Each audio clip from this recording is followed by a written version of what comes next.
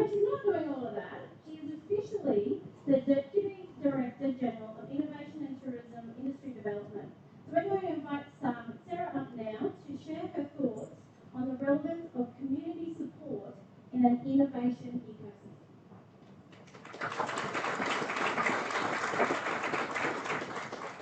Thank you very much. I'd like to start by acknowledging the traditional custodians of the land that we're meeting on today, and I'm assuming lands as well, because we're going out virtually, so I'd like to recognise elders, past, present and emerging, and I'd also like to acknowledge the tens of thousands of years of innovation in science that we can be proud of, continuous innovation in science we can be proud of from our mob across Australia that is not present anywhere else in the world. How lucky are we to have that to build on. I'd also like to say it's fantastic to see you in the flesh. I came to Queensland 6 weeks before COVID, so my experience of networking, I like building communities, right? So my experience of that's been online. So I'm just going to show you what I'm wearing. So this is the Zoom, and this is the, oh my god, that'll be really comfortable and it's a bit of fun. I wish I'd actually done that deliberately. What happened was, in Brisbane it's incredibly humid at the moment. I've moved from Canberra where it's never humid. And so I went through about 3 outfits before thinking, look solid, I'm just going to put the dress on, and I don't care what the shoes are. But something that means I'm not sweating quite as much as I am right now. But anyway, if I do look at any of you as if I've never met you before, and I have met you on some sort of online environment, please forgive me, because I'm really excited to be seeing you in the flesh. Isn't it great for us all to be here? It was lovely to walk in the door and feel the buzz and the excitement of what's going on. That's one of the beauties of ecosystems, of communities, of entrepreneurs, the businesses they're building. I just love that part of it. I would like to say a massive congratulations to Joy and David. These things don't happen without the passion, the commitment, the expertise, the decades of expertise that you have and that you bring to these sorts of programs. So thank you so much. You're having a massive impact on our economy, socially and economically, which is great. I want to add my congrats to female founders. I tend to find it a little bit overwhelming when I go to a room of female founders because I'm a physicist by training, and so most of my working life has been with men. And I just love walking into the energy that you have of powerful female founders that are starting up new businesses. So congratulations to you. And as I said, you're doing it at such a challenging time. And I've got many hats. One of them is actually an investment, because I'm on the investment committee of Main Sequence Ventures, a $200 million fund trying to build deep tech in Australia. And the things that we look for are, guess what? People. Yes, the business idea. Yes, when you've got customers. But really it comes down to people. And you have shown by sticking through this program and getting to where you've got to at such a challenging time that you tick people. So, well done. I think you've shown your persistence. One of the things I love about these programs is the community it brings together. So the community of you as founders, you go through such highs and lows as an entrepreneur, and the best way to do that is together. Because some of you at some stage will be going through your highs or otherwise going through your low, and you give such inspiration to each other. I think that community that you've built, I'm sure that you will carry forward with this business and the future businesses that you grow. It's so important. And just like it takes a village to raise a child, it takes a whole community, a whole ecosystem to raise a company. So not only have you as founders got your community, but you now have this incredible community of people around you, people who can get you the connections that you need, that you would never have dreamt of in your wildest dreams, who know how to get you money, who know how to solve that HR problem or that finance problem. So you have that wonderful community, and that is so important for when you're raising a business. Also, I just want to say that these communities that you're building, isn't it exciting that these are being built across Australia and importantly across Queensland? Obviously COVID has meant that I haven't been able to travel around very much, but I have done a little bit of travelling. So the JCU Ideas Lab up in Cairns, the work that's happening in Gladstone that we were, a friend and I were talking about earlier, the work you're doing here, the sunny coast, the Gold Coast, all around Queensland, there are people like yourselves trying to build that connected community and an ecosystem. And a bit of a passion that I have is how do we draw everybody into those communities? How to make sure big business, small business, entrepreneurs, investors, school kids, government are all involved in those communities. And it's, as I say, it's my big passion. see how we can do that and connect that across all of Queensland so that you can all learn from one another, but also you can solve some of these big challenges. You're coming through COVID, how are we going to make sure we've got food security? How are we going to make sure that we've got supply chain security, etc., etc. There's so much security and innovation that's needed to go forward, and we're only going to be able to do that collectively. So how do we connect all of you, not just with one another here, but across the state to solve those big challenges? And lastly, how to connect you internationally. During COVID, it's been really easy to put down, we've seen countries do this, put down the barriers, it's all about us, and certainly a lot of it is, and that's brought us through to where we are now, but it won't get us out of this. We need to be connecting internationally. It's so fantastic. I know the connections that Joy, you and David got around the world, and we've been using those. But I think those of us who have been connecting as an ecosystem and connecting internationally will be the ones best set up to get through COVID and reach these rapidly growing markets which will come back. And of course, it's also not just about markets. It's not just about your success. It's actually about peace, prosperity, and security in our region.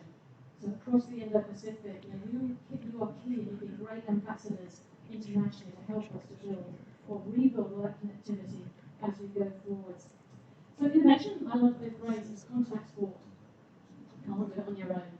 And it's built on the essential agreement of trust. And you've built that through this ecosystem community that you've been building. Thanks for all that you do. Thanks for all you've done. Thanks for the marvellous and amazing things you're going to do. And I can't wait to see your pictures for the rest of the day and hear about the wonderful things that you're doing. Thank you very much.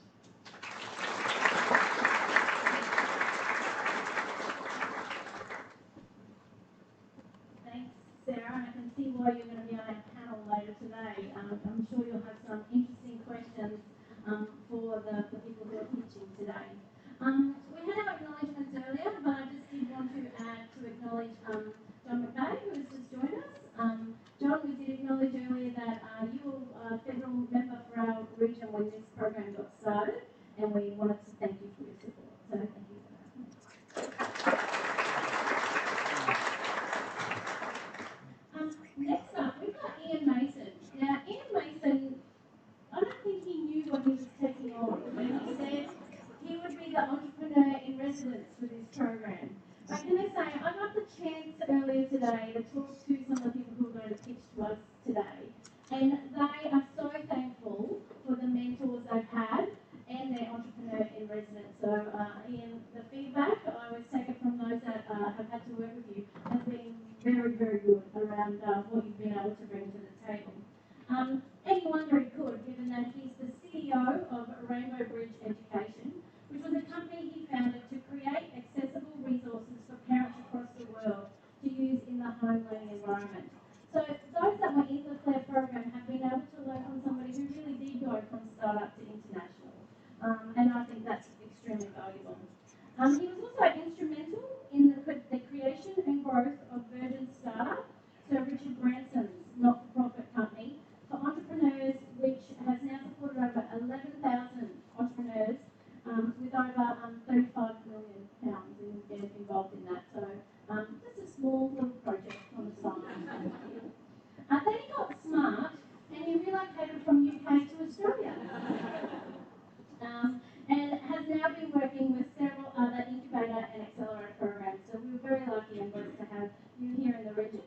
And we're going to hear from Ian now as he reflects on the last 16 weeks of this program.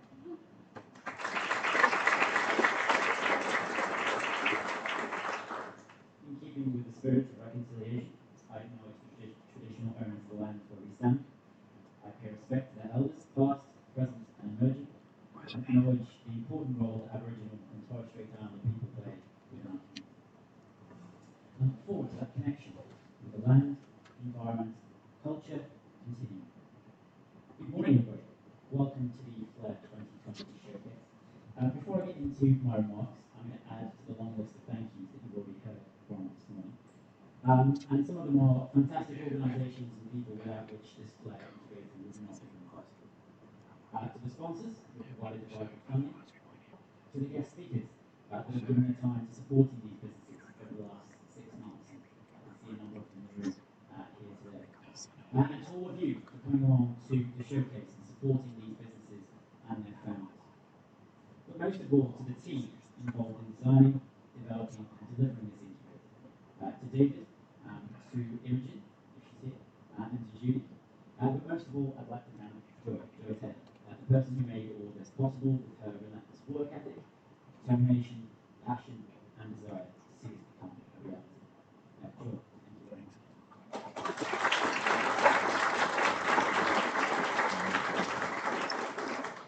Programs like this one have a vital role to play in encouraging people to start a business or to grow their business. We've made so much progress over the last decade starting a business. Using your talents, commercialising your ideas has become a perfectly viable career path. We've turned it from something that you used to do if you failed at school into something that aspirational people from all walks of life see as an option. But don't underestimate how much of a challenge that's been. We've developed more and better programs to support our fans. There's plenty of media coverage from news media through to entertainment shows. And we've also raised awareness of funding avenues, developed better networks for angel investors, and brought crowdfunding into the mainstream. But there's still a long way to go. And if anything, particularly actually in Queensland, over my time here, progress has actually stagnated or even reversed in some places. And the problem is that by promoting and publicising entrepreneurship, and by making it a viable economic opportunity for everybody, we're actually setting up quite a lot of people to fail. Because by its very nature, we know that startup has a high casualty rate.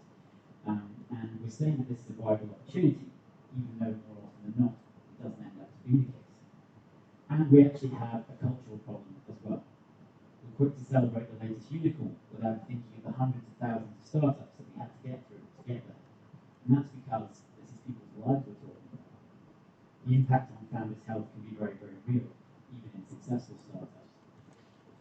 We still have people advising startups that have never started a business before, that hide behind acronyms and jargon, that offer critiques to founders that not only lack a sense of human decency, but is driven by the need to exhibit their status and maybe even hide their relevance levels.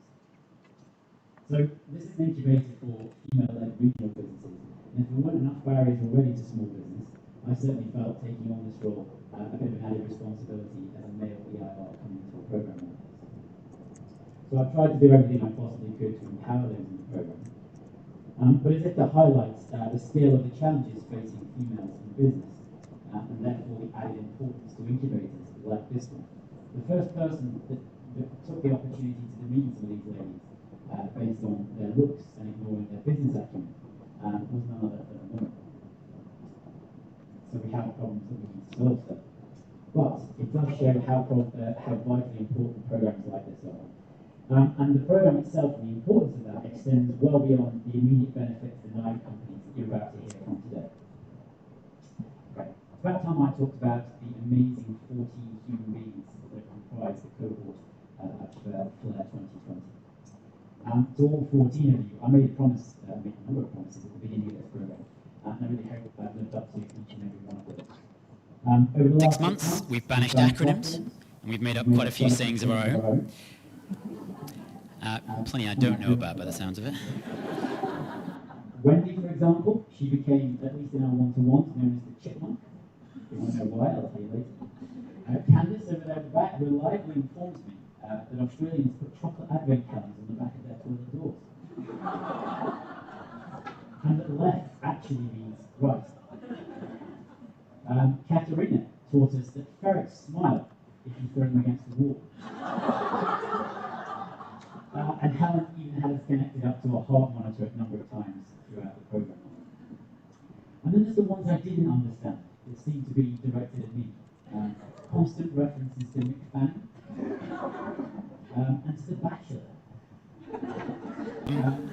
But seriously, I hope we banished some of the inaccessible, untranslatable content that you often see in programs, replaced it with practical knowledge that's relevant and easy to apply. We banished the judgment, we replaced it with a supportive, nurturing, constructive environment. But it wasn't always, plain sailing and easygoing. Aside from those sexist comments we talked about before from people that should know better, there was actually an attempt on my life by a member of the cohort, led on by a number of her peers. which, come to think of it, might go some way to explaining that Bachelor reference that I still don't understand.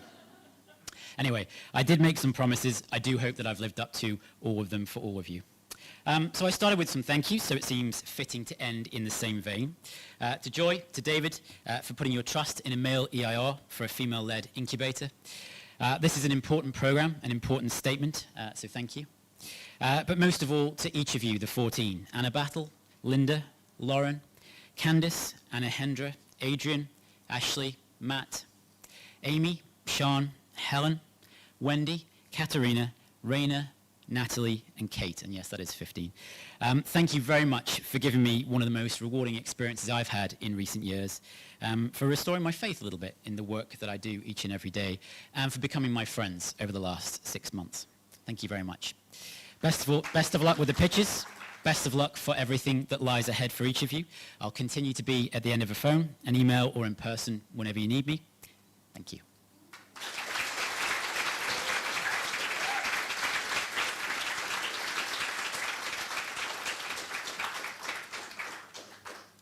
Well, I was going to say that we should stick around after 2 o'clock today to hear more from Ian as to how he went about empowering the 9 people we're going to hear from today. But I'm thinking there are probably some better stories that we might want to stick around for later today and find out some more details over a beverage or two. Thank you, Ian. Next up, we're going to start the pitches. And to start the pitches, we need our 3 panellists to join us. So we have 3 amazing panellists today, and when you hear their bios, you'll understand why they've been chosen for the role of panellists. First of all, Dr. Sarah Pearson, that you met earlier, but we didn't get a chance to tell you about some of her other roles. So Dr. Sarah Pearson, her past roles include the Chief Scientist and Chief Innovation Officer at the Commonwealth Department of Foreign Affairs and Trade, or what we commonly say as DFAT in the acronym world. Founding CEO of the CBR Innovation Network, PVC Innovation at the University of Newcastle, CEO of ANU Enterprise Management Consulting with McKinsey & Co in Sydney, tenured physics academic at UNE, and Global Head of Open Innovation at Cadbury, PIC in Reading, UK. And she is also a doctor of particle physics. So just a short bio there of a few roles that Sarah does. Joining Dr. Sarah Pearson today will be Anne-Marie Burkle.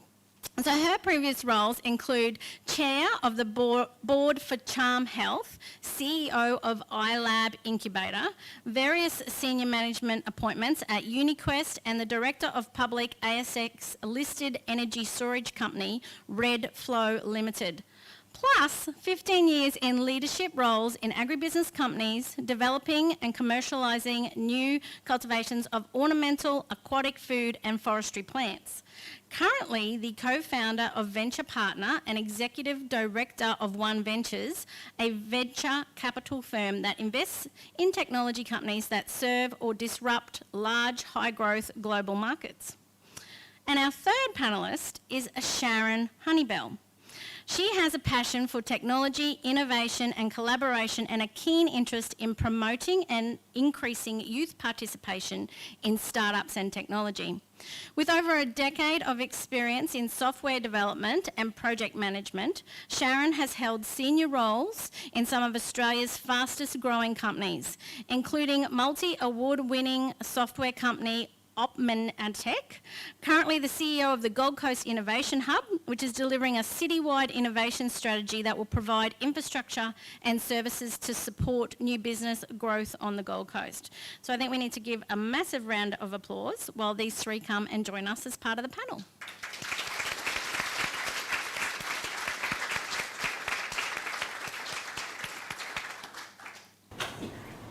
Now, if our 9 businesses that were pitching today weren't already stressed, after hearing the amount of credentials we have sitting in front of us, no pressure, teams, but I'm sure you're going to do fine. So I just thought I'd let you know the way today's going to work is each of the, I'll introduce each of the pitch businesses.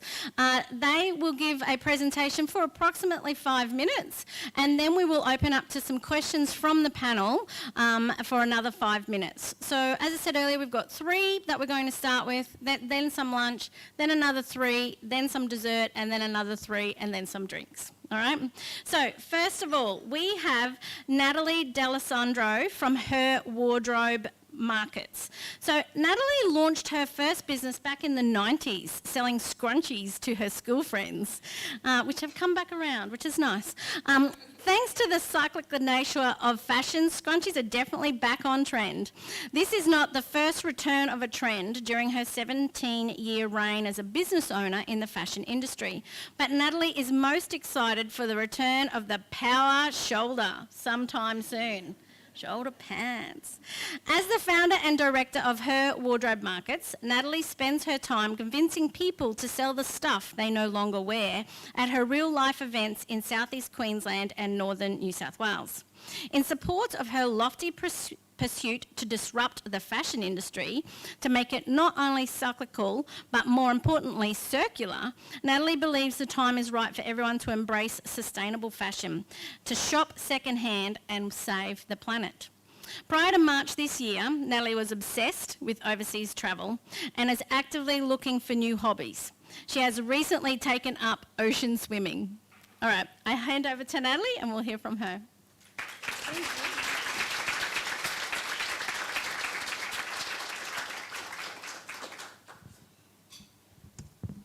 Good morning, how are you all going? Just so you know, I'm imagining you all naked. But that's not quelling my nerves, because what I'm most nervous about is fast fashion and what that's doing to our planet. Her Wardrobe Markets is making sustainable fashion a reality, and I'm Natalie D'alessandro. The truth of the matter is everyone deals in fashion. Dr. Sarah Pearson actually even chatted about it this morning. If you wake up in the morning and you get dressed, that is fashion. And at the moment, we're all exposed to fast fashion, cheap clothing with quick turnover that encourages repurchasing. It's a huge problem. We were talking about the cyclical nature of fashion. If you're unsure, this is what a power shoulder looks like, and these are scrunchies. With fast fashion, there's even more cycles of fashion coming in every year, 50, 60, more than that. So much so that it's created huge social and environmental problems. Poor treatment of workers, pollution from production. Can you believe the fashion industry contributes to more than 20% of global water pollution? More carbon emissions than anything else, second to oil and gas. Less than 1% of recycled materials are being used in production of new items. Here's the real kicker. Every 10 minutes in Australia, 6,000 kilograms of cheap clothing textile waste is sent to landfills. This is what 6,000 kilograms looks like, and in a year, we're sending more than 50,000 of these big guys to landfill. So what's the solution to this complex problem?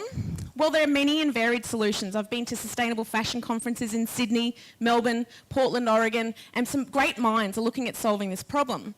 However, what we can do in this room, the easiest and best way to solve this problem is to choose second-hand. Back in 2003, I launched Fashionista events. I was consulting to brands like Sass & Bide, Herringbone, and running their end-of-season warehouse sales. So I've been involved with the cycles and circular nature of fashion for a very long time. A couple of pivots, and in 2015, I launched Her Wardrobe Markets, and we're now in 7 locations, from the Sunshine Coast down to northern New South Wales in Bangalore and Murwillumbah. In the past 5 years, we've had over 50,000 shoppers, more than 5,000 stall holders at our real-life events. And the business model is simple. It's just like a farmer's market, but instead of people coming to sell fresh fruit and vegetables, they're selling items they no longer wear from their own wardrobes. Just as Dr. Sarah Pearson was talking about how passionate she is about communities, I'm super passionate about building real-life communities in the fashion industry.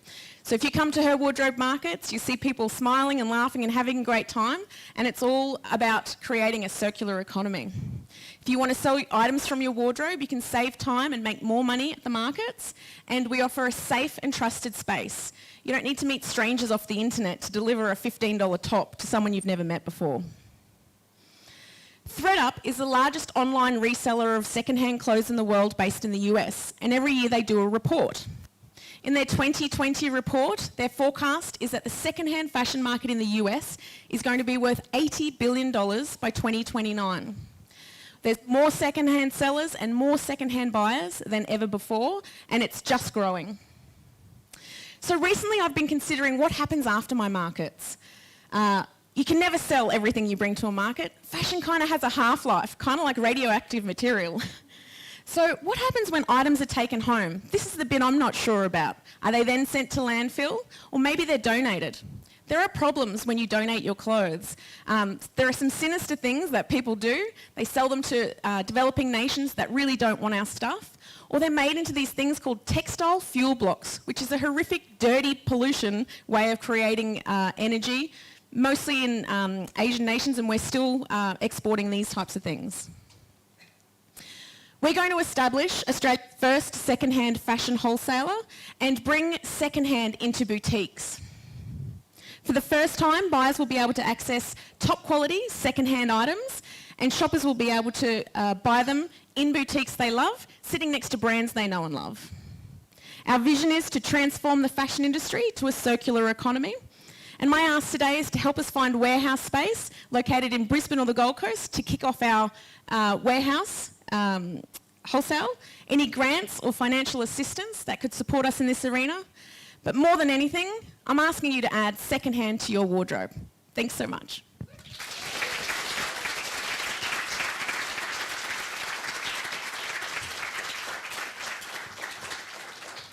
Thanks, Natalie.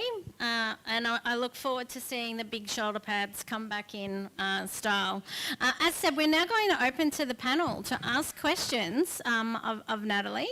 So first up, do I have a panellist who would like to ask a question? Yes, Sarah. Natalie, well done. What a great pitch. I love the way I think we have got a mic there. It's Sorry. sitting on it. Okay.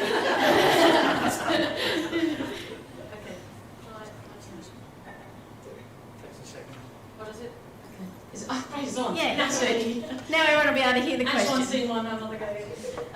Natalie, that was great. A really good pitch.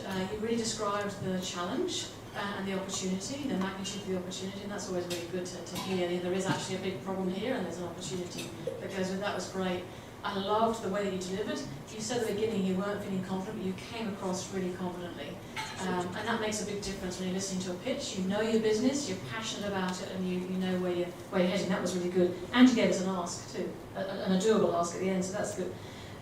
Just a couple of questions. One is, you want to scale this. So, how do you scale in terms of your routes to market and then your attraction of customers? So I think the main thing for me to do is start figuring out how to close this loop in the market that I've already built now. And I think what's important that is if I solve all the pieces to that problem, then scaling it with a licensing opportunity or even with councils or governments that are interested in solving this problem too. So what I'm most keen on solving right now is closing that end of the loop and trying to get the second-hand fashion back in more meaningful ways rather than just piecemeal a couple of events everywhere. If we can collect these items and really close that loop and then look at scaling through the channels that I mentioned. Fantastic. Just one quick thing on that closing the loop. Sarah are doing some work at the moment to recycle plastics from clothing that has plastic in it. It's a way off, the technology is a way off yet, but it's not something to be thinking about too. Absolutely, and I love that's part of the industry as well. So the scientific analysis of what happens to fabrics when they degrade, how to sort them, how best to use them. I would love to create Australia's first textile recycling plant because at the moment, if we're sending textiles to get recycled, it's to a plant in India where they bring them back down to yarn and then they're making things like blankets and insulation and things like that. And I think that's a really huge opportunity to do in Australia right now because not only just because the borders are shut, but because we've got great talent and access to an unending supply of these inputs that can go in to create that. Just wanted to reiterate what a great picture it was. So thank you for solving a problem that I think makes most of us feel very guilty. It's great to see you doing that work. My question sort of relates to scalability as well, and that's what role does technology play, or will technology play as you build your business out in Australia and overseas? I've got some great ideas about how it might work, but I'll just tell you a few challenges about what taking it online is challenging right now. Because of the way the secondhand fashion industry is, it's very difficult to upload one item, and there's a lot of breadth of stock, not a lot of depth of stock. So for example, if you are an ASOS and you put up a picture and a description of an item, you can then go on and sell 100,000 of that item. That opportunity doesn't exist in the secondhand market. So I've got some ideas of how we might be able to gamify an app of peer-to-peer selling, where you kind of catch items that you want and collect them and then swap between people. I'm a bit of a way off yet because there's a few algorithms that I haven't quite sorted out, but I think there's also the Lithuanian's first tech unicorn is an online app called Vinted, and it's a peer-to-peer marketplace. Personally, I find that probably is not the next place for me to go, just purely because of things like Facebook Marketplace and eBay that are already solving those problems at that level. I think it's going to take another open-minded creativity to approach the problem a little differently from how it's been approached till now. Thank you. Thanks. Natalie, brilliant pitch, and wonderful to see a Gold Coaster up here first up. Now I have to confess, I actually know Natalie. She came into the Innovation Hub maybe 2 or 3 years ago, and I've also been a stall holder at her markets on the Gold Coast. My daughter and I had a stall. They're fantastic. You absolutely have done a wonderful job of creating a community through the sellers, and an incredible online community as well through Facebook. And I can tell you that the clothes that we did not sell are still sitting in tubs in my garage. So definitely think that you've got something there. At the moment, you know, whether you were to pay a little something for them, or even if it was just an offer to come and get them and do something with them, rather than having them just sit there, they're there for the taking. So yeah, I like what you're doing, and I'll certainly chat to you about some potential tax activities in your house space around the Gold Coast. It's amazing. Thanks. It's great to see you. Thanks, Sharon. Great to hear from somebody who has actually been personally involved with some of our businesses today. Natalie, thank you so much. Thanks, everyone.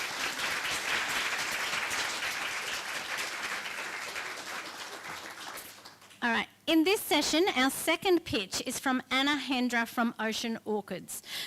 Orchids are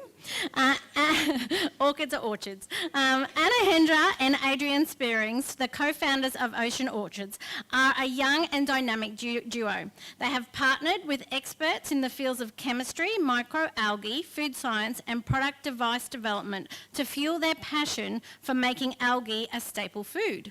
Anna has a background in chemical engineering and realised that the traditional processes we rely on were outdated and we needed to start over.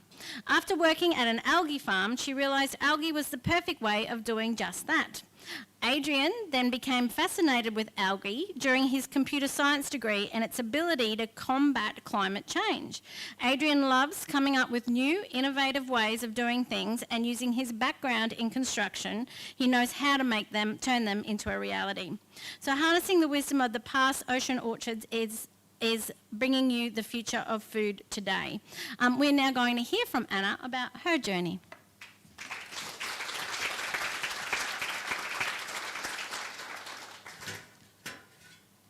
So hello everyone, I'm Anna from Ocean Orchids, and I'm here today to talk to you about the color blue. The color blue is an important color. The sky is blue, the ocean is blue, and Facebook is blue too. It calms us down and it makes us feel safe. And as it turns out, it's really important for our food as well. Have you ever heard the saying, eat the rainbow? And no, I'm not talking about Skittles. I'm talking about fruits and vegetables. Each color corresponds to its own phytonutrients, which has its own unique health benefits. But the color blue is missing from our traditional foods. That blue pigment is called phycocyanin, and like all good things in life, it's hard to get. That's where spirulina comes in. Spirulina is a type of microalgae. You can think of it as a really tiny seaweed. And this blue pigment is only found in this family of algae. That is exactly why The Aztecs used spirulina to power a human machine. Marathon runners, they carried messages across an entire empire. Their journeys were fueled by this magical blue. Today we have studies showing why spirulina was so good for these runners. It has been shown to improve endurance, reduce recovery time, and reduce overall inflammation. This blue isn't just about making you healthy, it's about making you the best you. So, if spirulina is so great for us, why aren't we all eating it? Well, if you ever tried it, you probably know why. Spirulina tastes terrible. That's why we at Ocean Orchids have done something amazing and made spirulina taste great. We have taken the knowledge of the past and combined it with the technology of the future and created something truly beautiful. We have developed a process where we wrap the spirulina in a plant-based gel. This is done on the microscopic level, so while you can't see it, you can definitely taste it. And this gel doesn't just make it taste good, it actually protects sensitive nutrients as well, in particular this magical blue. Our product will be sold as a powder, and because it tastes good, it's really easy to use. You can add it to your salad, your smoothie bowl, or your water. It's that simple. So who is Ocean Orchids? Our core team consists of me. I'm an engineer. I'm good with chemistry and with processes, and I run the business day to day. There's Adrian. He's great at building things, and he runs our pond. And there's Pierre, who's a world-renowned algae scientist and a professor at UQ. And together we are going to change the world. And we're going to do this through making algae enjoyable to eat. Because algae isn't just great for you, it's great for the planet as well. Algae captures CO2 at a rate that's second to none. So the global spirulina market is expected to be worth $1 billion by 2025. And while this is a market, our product will definitely disrupt because it solves all the pain points currently associated with spirulina. We're actually more interested in the sport nutrition market. This is a market spirulina has never been targeted towards, and the opportunity is huge. We think it can be right up there with creatine and omega-3 in terms of health benefits. So where are we at? Currently, we've established a spirulina pond in the Noosa hinterland, and we have a food license for that pond. We have also developed a small-scale process, and we've gotten $145,000 in investment so far. Our next step is to put up a commercial kitchen, which we are currently in the process of doing right next to our pond. And after that, we are focusing on optimizing the product, both in terms of the manufacturing itself, but also packaging and branding. So, our path to market starts at the local markets with an online store. This will allow us to have a direct line of communications with our customers to better understand their needs, pain points, and where to find them. After that, we are moving national, using the information that we have gathered. We will still use an online store, but we will be selling in select retailers as well. Once we have the scale, we are looking to export to Asia, in particular Hong Kong and Singapore. And we already have distributors that are interested there. So our ask, once we have the kitchen up, we are looking for people to do product testing. So if you've heard what I've talked about today and you're interested, please let me know. Thank you all for listening.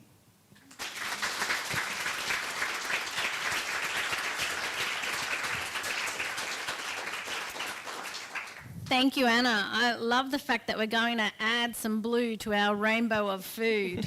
Thank you, Adrian, for joining us. We might start in the middle with you, Anne-Marie. I'll start. Thanks so much. That was such a great pitch. Thank you. You did a really awesome job of making spirulina. This is such hard work to say. One of the things that you didn't talk about, but I'm sure you have a view on, is as we're all seeking new ways to ensure food security, algae becomes a really important part of that. Yes. Do you see that as contributing to your marketing message and indeed to the way that you raise capital for your business moving forward? So it's actually really interesting. I got into algae specifically because of the effect on climate, because it's, like as I mentioned, captures CO2 amazingly, uses very little resources, and it's super nutritious. But what we have found talking with people, that's actually not what they're the most interested in. They're interested in all the amazing health benefits to it. So because we only have 5 minutes, that's the story we are focusing on. But yeah, it is something very near and dear to our hearts that we are very... Perhaps when you're talking to investors are increasingly interested in ESG, environmental and sustainability governance. So I think that would be a really important message when you're talking to people.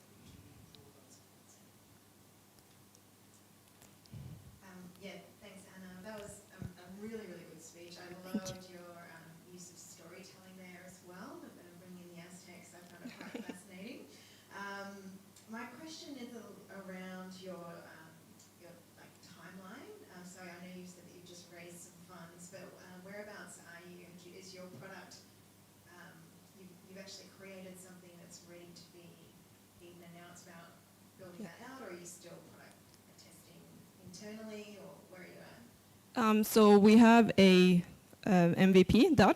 So the process works. We've proven that. We have food license for it and insurance as well.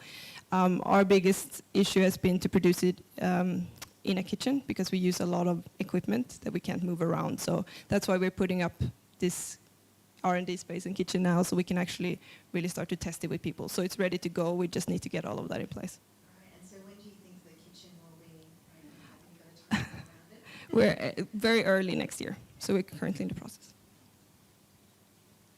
Yeah, I like to add, I loved the Aztec story. It's nice to link it to something human and interesting like that. It's really good you spoke about the whole core team. That's really good, so we get a feel for who all of you are and how great you all are. And again, the market size was good. I want to ask about the IP. Who owns that and how is it protected? So we own it. It's ours. So far it's protected. We're the ones doing everything. We haven't contracted out anything. Again, that's why we also need our own space. We have also been talking with lawyers, and there is potentially a patenting opportunity there.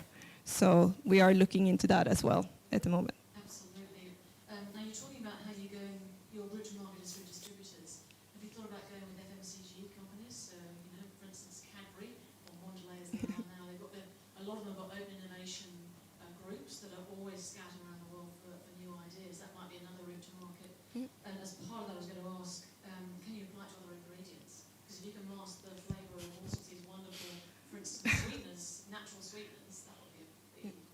Yeah, so we sort of focus on the product in this pitch, but there is a whole second opportunity with the process itself. With the patenting, potential licensing, there are other products we want to do as well. So there's a lot there too, to looking into. I'm really excited about what you're doing. I think Queensland's got a big opportunity in future food. You think of all the sugar cane you've got, you can put that with algae or yeast, there's no limit to what we can do. I think the pilot scale facilities are going to be key. So I think you want access to that Cooper's Plain.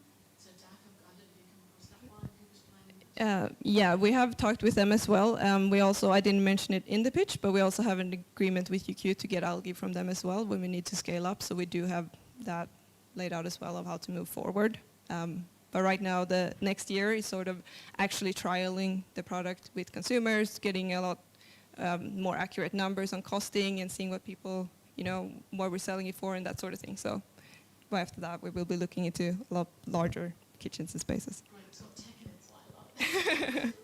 There's obviously, I don't know, there is a food innovation network and a industry growth centre, so I'm sure you can connect with it. Excellent. Thank you. Thank you.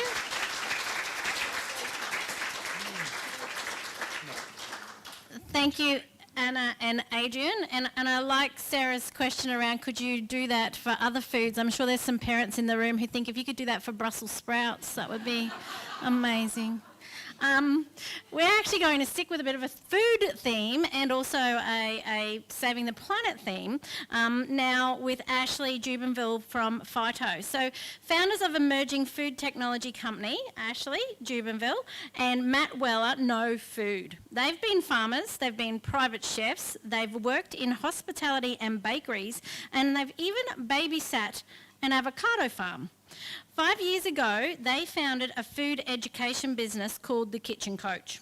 They have seen firsthand over and over the massive difference that food makes for families. The confidence, the freedom, and the relief of getting your health back and feeling the joy it brings back into the home life. Now they're turning their hand to make better food more accessible for everyone, as well as better for the planet. And they want to also butter you up. So now we're going to hear from Ashley and Matt.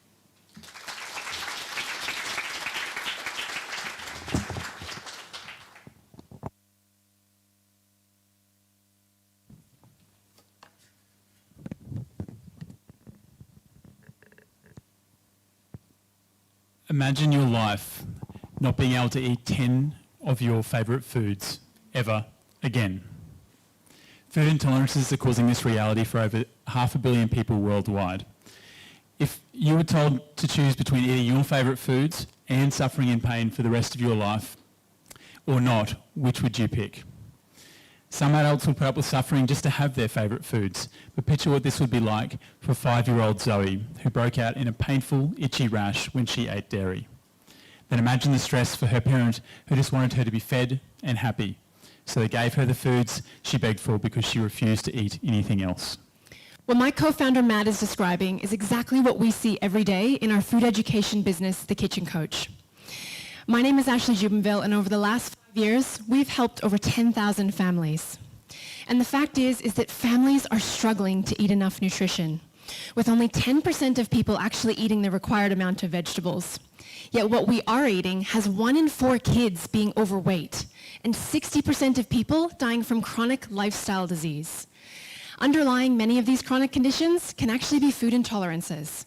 Did you know that 3/4 of the world's population is actually reacting to dairy in some shape or form, whether they realize the signs or not? We had to do something. So we created the family-focused plant-based food brand Phyto to provide healthier solutions without sacrificing quality, price, convenience, or taste. Our vision is to provide almost secretly nutritious staple foods while significantly reducing our impact on the planet. Our first product is a dairy-free butter. It's a direct swap for butter and margarine. We're actually part of a third category in the butter aisle that uses only real food ingredients and does not hydrogenate its product like a margarine does. Our only Australian-made competitors are priced 50% higher than us, whilst our direct price competitor, Naturally, is imported from Europe. We get so excited when we hear that people can finally have butter back. 5-year-old Zoe said to her mum, "But I thought I couldn't have butter, Mummy." And her mum got to say, "Now you can." Not only do the kids love it either, but even our blind taste testers have had a hard time differentiating between our Phyto butter and its dairy counterpart. The butter and margarine market in Australia accounts for $1.2 billion in annual sales, and Australia is currently the 3rd fastest growing plant-based market worldwide. The dairy alternative space is still a blue ocean opportunity in Australia and worldwide, with few competitors. We've identified that our customers are primarily focused on making healthy choices for themselves and their families. Nearly 12% of Aussies are already avoiding dairy because of known intolerance, and 50% of people worldwide are choosing less animal products, not identifying as vegan or vegetarian, but rather flexitarian. Our target market is both. Since our launch this year, we've been laying foundations carefully. The market is hot for plant-based products, and we've had to say not yet to stocking the product interstate. The distribution of chill products must be strategic, so we are currently negotiating a super exciting opportunity. This would put our butter under an established, trusted brand owned by a large national distributor. The supply agreement would take our production levels from 200 tubs per week to over 20,000 tubs per week and facilitate better purchasing power in ingredients and packaging, therefore improving our margins. And plant butter is only the beginning. We have an added advantage through the Kitchen Coach community to hear firsthand what our customers are wanting to buy. We're currently playing with new plant butter flavors as well as other family favorites, expanding our range of staple everyday foods that are packed with nutrition. In the first 18 months, 10% of revenue will be dedicated to growth and activation. We're also working with the Roy Morgan Helix personas for Australian consumers to identify key target markets, where to find them, and how best to communicate with them. For each of these customer personas that we've identified, we're going to take them on a journey from stranger through to advocate with customized strategies. Ashley and I are the co-founders of Phyto, and we have done 5 years of formal business training whilst growing our business, The Kitchen Coach. And now we bring the experience and our love of learning to Phyto. Our advisory board includes the CEO of one of the fastest growing plant-based businesses in Australia, Michael Fox. The time to get this product to market is now. Investment will fund better purchasing power in ingredients and packaging, help buffer payment terms, and activate retailers through marketing. We are seeking a $400,000 investment, and our ideal investors will bring key knowledge in retail strategy and international market expansion. We would love for you to have your butter and eat it too. Now you can. If you're committed to a plant-based future like us and want to help Phyto make an impact through investment, please get in contact. Thank you for your time and interest. Thank you.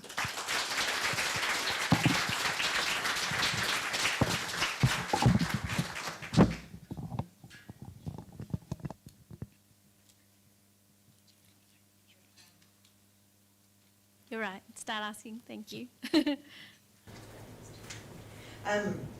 Wow, these pictures are all absolutely brilliant. They're so professional, so well done. I absolutely understand this market. I started having some dietary issues a little while ago, and are now identified as being lactose intolerant. So completely understand the market. And it's amazing to see the growth that you've achieved. So I guess my question to you is probably a little bit around the financial model. I saw you had the big spreadsheet there. So what's the sort of the retail price on the butter, and what sort of margin are you making on it, and what does that look like moving forward? Yes, so the current retail price is at $7.95 for a 200-gram tub. With investment, we are able to get much better purchasing power, so we can bring that down to $5.95, and then we end up with a flexible margin of around 72% to allow for a distributor margin and a retail margin. I concur. The pictures are fabulous, and thank you so much. You made me want to have lunch now. It's slowly being served. Could you just talk a little bit about what your sort of secret sauce is? I mean, we can see the ingredients list, and it's very exciting to see that you're improving your product over what's available now across many different elements. But what is it that you've got that's going to enable you to take that knowledge or IP across multiple products moving forward? I think it starts from a 100% dedication to real food. So it's my frustration with all the additives and non-foods that are being added to products nowadays. And consumers inevitably have this trust that if a product is on the shelf, it must be healthy for them, right? And unfortunately, that is completely not the case.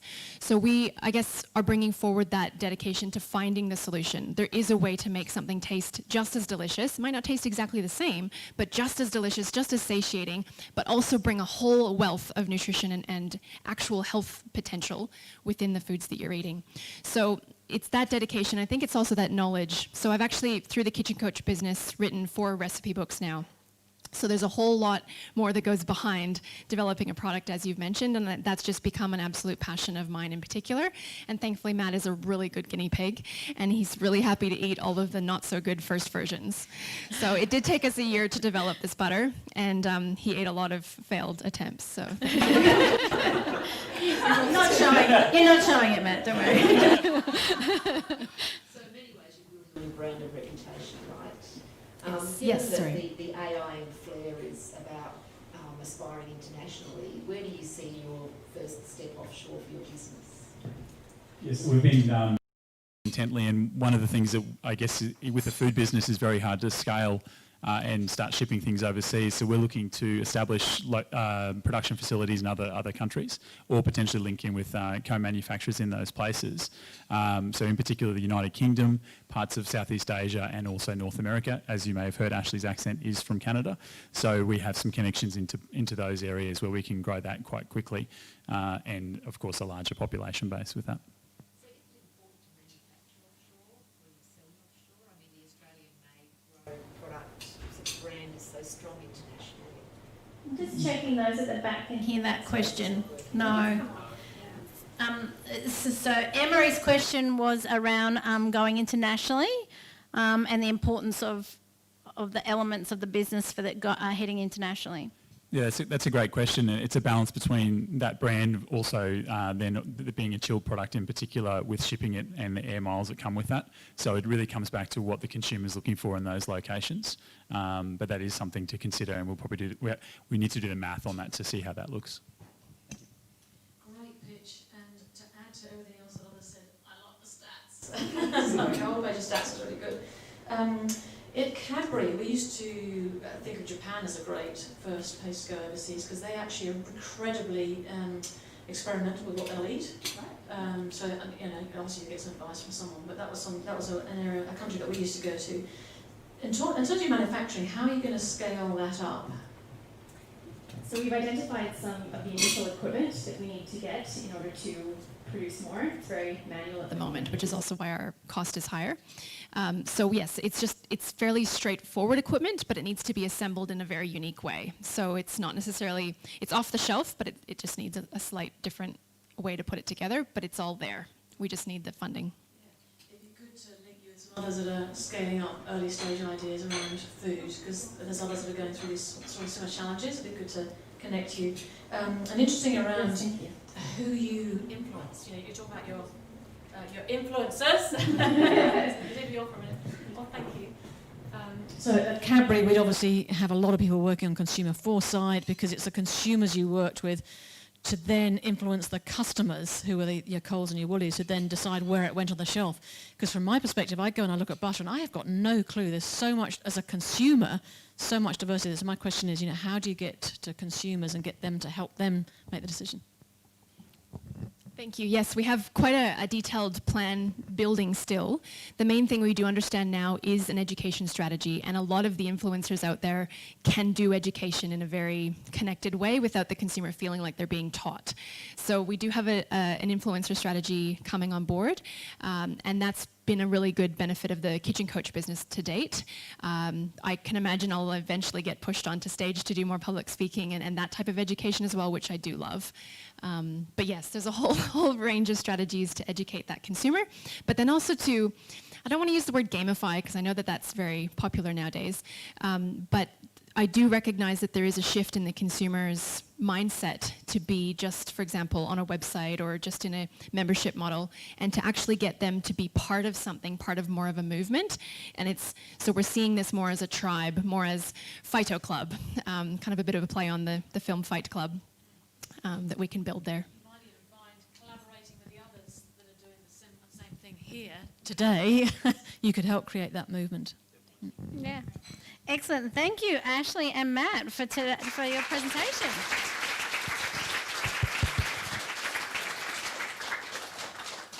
Ashley just reminded Matt to grab the butter. Is that because you see bread rolls have just come out? I'm not sure if Joy and David and Judy and the team purposely decided that they would do those pictures in that order so that the last two are about food and we'd have a bit of an appetite ready for lunch. So lunch obviously is being served, and we're going to take a half-hour break so you can make the most of talking to the people that are on your tables. We have tried to mix up where the pitch people are sitting, so please make the most of this break to ask some questions and have chat to them about their journey, and enjoy your meal, and we will start back again at 12:30.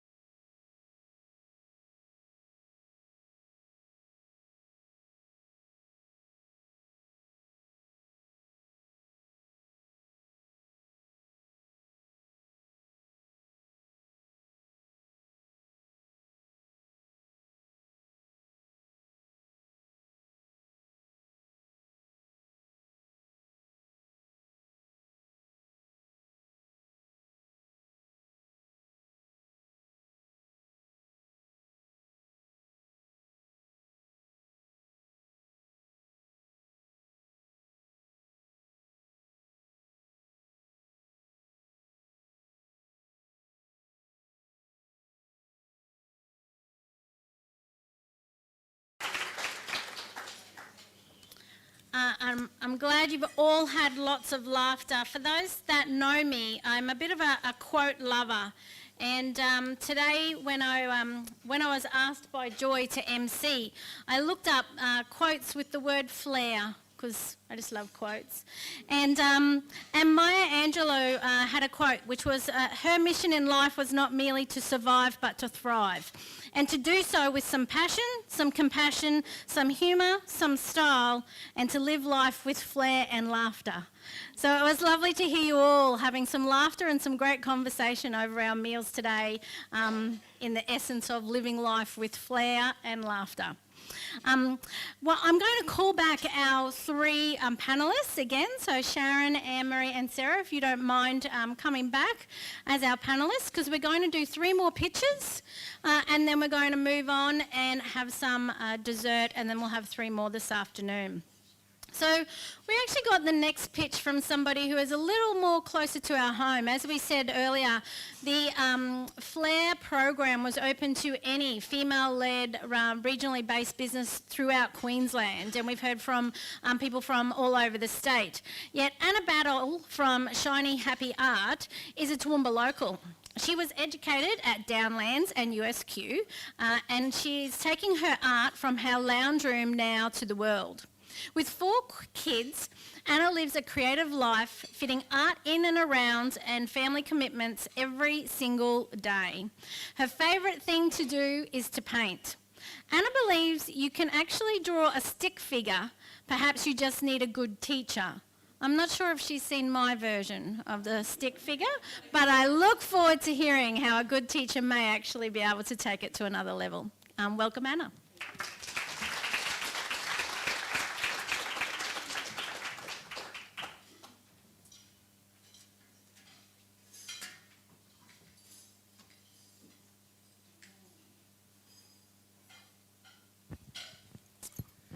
Hello. Have you ever thought how cool it would be to be able to draw and paint? Excellent. You're in the right place. To pick up a pencil or a brush and make a confident mark. To be able to express your creativity through art. Well, if you have, you're not alone. Check out the spike in the search term online art classes when COVID hit in March. So, in March, I started a series of 8 free online Shiny Happy Drink and Draw nights. We had 8 Saturday nights in a row, and over 1,700 people from around the world joined in to paint along. Some of them were in the room. The reaction was fantastic. I was blown away by the enthusiasm and the community spirit. That group is still 2,400 strong, and as of yesterday, we have 2,007 active members. One lovely woman from America told me that she lived in a hotspot, and the only time that she actually stopped crying was to paint with me on a Saturday night. I'm happy to say she's painting a lot more now. So, I'm Anna Battle. I'm an artist with a business degree. Many years ago, my dad told me, you'll never make a living out of art. Hi, Dad, up the back. So I waltzed off to university to study marketing and accounting and become an officer in the Army Reserve. With a name like Battle, how could I not? So I'm happy to say thank you, Dad, because I am now making a living out of art, using both my commerce and my marketing and my military skills through my business, Shiny Happy Art. Since 2011, I have painted and drawn with thousands of adults and children, over 3,000 here in Toowoomba, hundreds more across Australia, and since the publication of my book in 2016 and my online classes, thousands more people across the world. So, we all know that physical fitness is good for our bodies, and you don't need to be an Olympic athlete to benefit from regular exercise. The same thing happens with art fitness, and you don't need to be a professional painter or artist to benefit from regular art making. It doesn't matter what scale you make art at, you are learning the incredibly useful skills of creative problem solving and mindfulness. So, but like anything that you would like to get better at, or you're just starting out at, it's good to have a coach. Oh, and it really is wonderful. It is good to have a coach. And when it comes to art fitness, I can be that coach. Because my superpower is making art simple. On my website at the moment, we have over 75 online art classes, priced from $11 to $132. So there really is something for everybody. 2 years ago, I started the Shiny Happy Art Club to get people painting regularly. It is a subscription model. So every month I deliver a high quality online art class, video art class to email boxes. It's all done with just one set of paints and brushes, and it's as if you're really sitting on my shoulder watching every brush stroke. It's learning by doing. It's encouragement and no pressure. And at the end of every lesson or at the end of every painting that you do with me, you discover what art theory you have accidentally learned. A subscription is $33 per month or $264 per year, which ends up being about $22 per month. We're in the middle of a membership drive at the moment. I'll just go back a slide there. In the middle of a membership drive at the moment, and we've got about 160 members. We'll be hitting 300 by the end of Christmas, and we have a marketing plan in place to hit 1,000 by the end of financial year. So I didn't just call it didn't call it Shiny Happy Art only because of the REM song, partly though, but because it means that in the future I can feature guest artists and it can scale up very well. We also have a strong following on Facebook and Instagram and a solid-sized email list with plenty of room to grow. Personally, I have 4 lovely kids, 2 boys and 2 girls here with me, and I have a lovely team. I do content and marketing. Linda manages our customers and students and me, and Lauren does finance and planning. But my market is mainly women, women who want to be art fit, to connect with the joy of art and creativity. So I'm looking to partner and collaborate with other businesses who have a similar audience to mine. Recently, I partnered with the Golden Bone Bakery and My Felt Lady to grow and reward both of our audiences. I'd also like introductions to podcasters to talk about topics like living a creative life and staying inspired. So whether you can help me grow my audience or help me with PR, that would be really appreciated. And you too will be sharing the joy of drawing and painting. Thank you.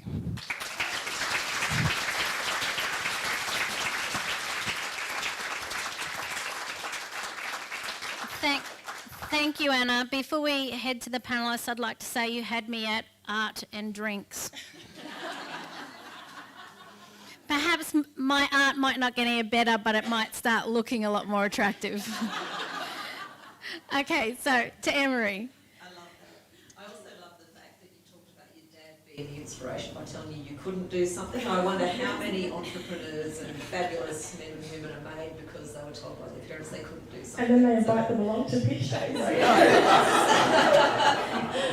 So look, I think what you're doing is wonderful. I think you spoke about it in passing, but I think the fact that you've had such a profound impact on people's mental well-being during this past terrible year, as you say, particularly for people in lockdown areas, is really important. So congratulations on doing that. Thank you. I'm sure there are other people doing similar things. Yes. How do you see yourself positioned relative to the competition? And can you talk a little bit about how you increase your local footprint? Yes. Look, there are heaps of other artists, and there are some terrific Australian artists who have made an impact in America. Our accents actually help us stand out from the crowd. But just like art books on a shelf, if you're interested in art, you've got a whole collection. So personally, I follow probably 1,000 other artists, and I subscribe to a number of their memberships as well. So it's not an exclusive thing, and even if people stay with me for a little while, that is enough. Our churn rate in the last 2 years, we've only lost 1 member actually, and that could have been for any number of reasons. So as long as we keep that churn rate low, I'll be happy. I'm also continuing to add to the club so that as people advance with me, I'll be offering more services. So at the moment we've only done acrylics, but with this coming year we're adding watercolour and drawing and things to keep people interested. So that was... Opportunity to bring other artists into your as collaborators there. So can you expand your business that way? Yes. So I can have guest artists. So that's why it's not under my own name.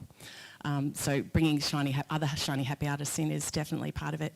I've also recently worked with an American Facebook marketing expert who did a great job at bringing people into the top of the funnel, basically. So in terms of Facebook marketing, I'm just coming to understand that the world's my oyster with that. I've been trying to do it by myself for quite a few years now, and especially being part of Flair, it's been awesome to just realise it is time to hand that over to the experts and do what is my centre of genius, which is obviously the content creation.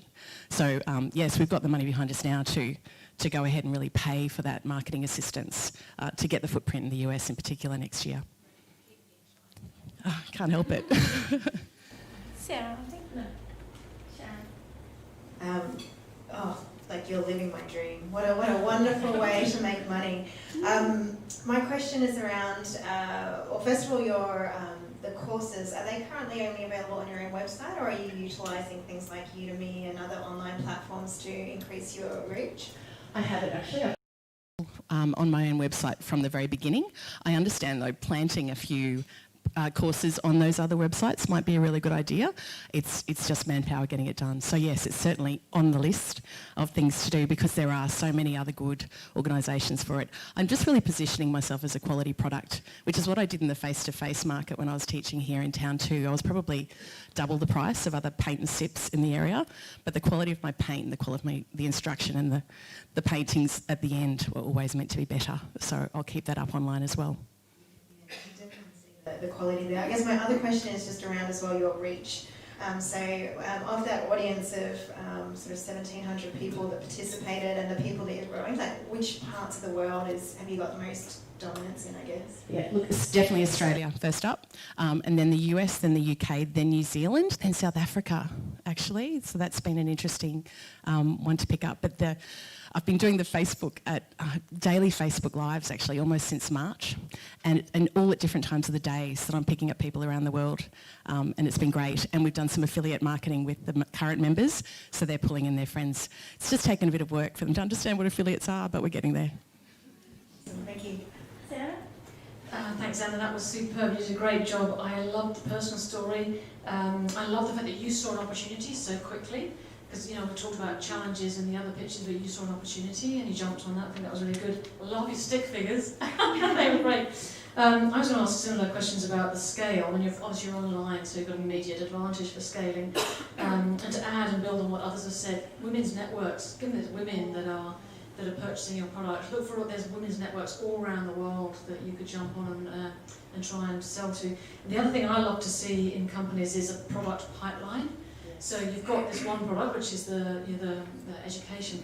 But for instance, I can imagine people who are having their hens nights. They might want to do a hens night and do it online and paint and just do anyway. Just an idea, but thinking through what else you might do. We do that. We live on Zoom. Actually, we did a Zoom one with people around the world. It was awesome. So. Yes, just with watercolour, even with Ashley's chefs around Australia. She sent out the watercolours and we did a live event. So it is certainly possible around the world. It's wonderful. Excellent. Thanks, Anna.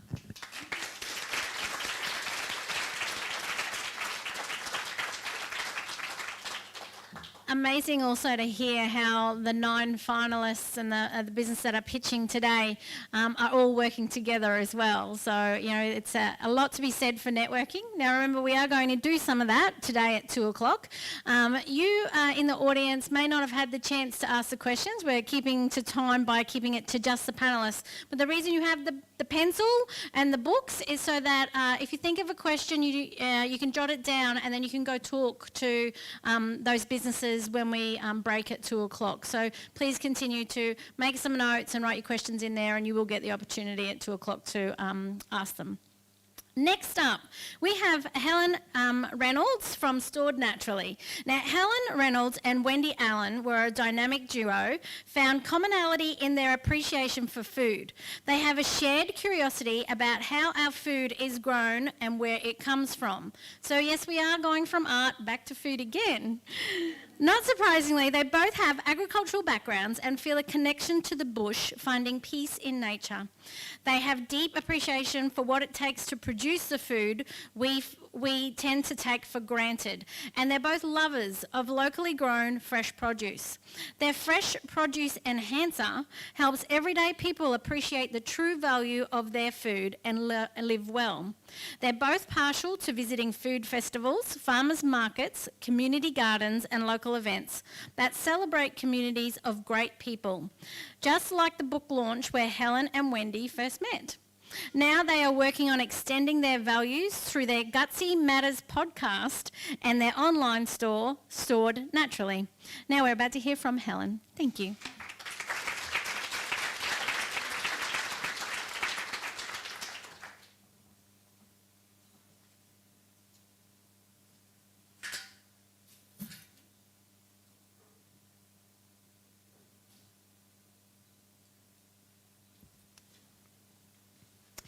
Everyone knows that fresh, nutritious produce is critically important for our health. Yet despite our best intentions, collectively we're throwing out about $1,200 worth of fresh produce per household per year. And if you're thinking, no, not me, well, a wilted bunch of coriander, a limp cos lettuce, about half a bag of slimy spinach, or maybe some asparagus with mushy tips, or a capsicum with soft spots, and a bunch of celery bendy enough for Cirque du Soleil, and you've probably exceeded your waste budget for the week. There are a number of reasons why we throw out so much fresh food, but storage is a major factor. Most people don't realise that the fridge is a giant dehydrator, and that even in the fridge, our fresh produce is trying to breathe and hydrate. Common methods for storing fresh food in the fridge include plastic bags, plastic containers, paper towel and other fabrics. But this brings me to the second problem, the problem that we can't see. And that's the migration of chemicals and toxins out of the plastic or the paper towel or the fabrics and into our food. There are over 12,000 distinct chemicals that are known to be used in food contact materials, and these toxins are well known to contribute to a wide variety of diseases. Did you know that your produce often gets heavier after you put it in the fridge? It does this by absorbing the moisture of whatever it's surrounded in, whatever it's wrapped in, as it breathes and hydrates, which means that the endocrine disrupting chemicals that are escaping the polymer matrix of the plastic or the formaldehyde that's escaping the paper towel or the fabrics is being actively absorbed by our fresh food, and then we're eating it. So this is why we created Stored Naturally, to reduce both the fresh food waste and to eliminate these undesirable chemicals and toxins in our food chain or our home.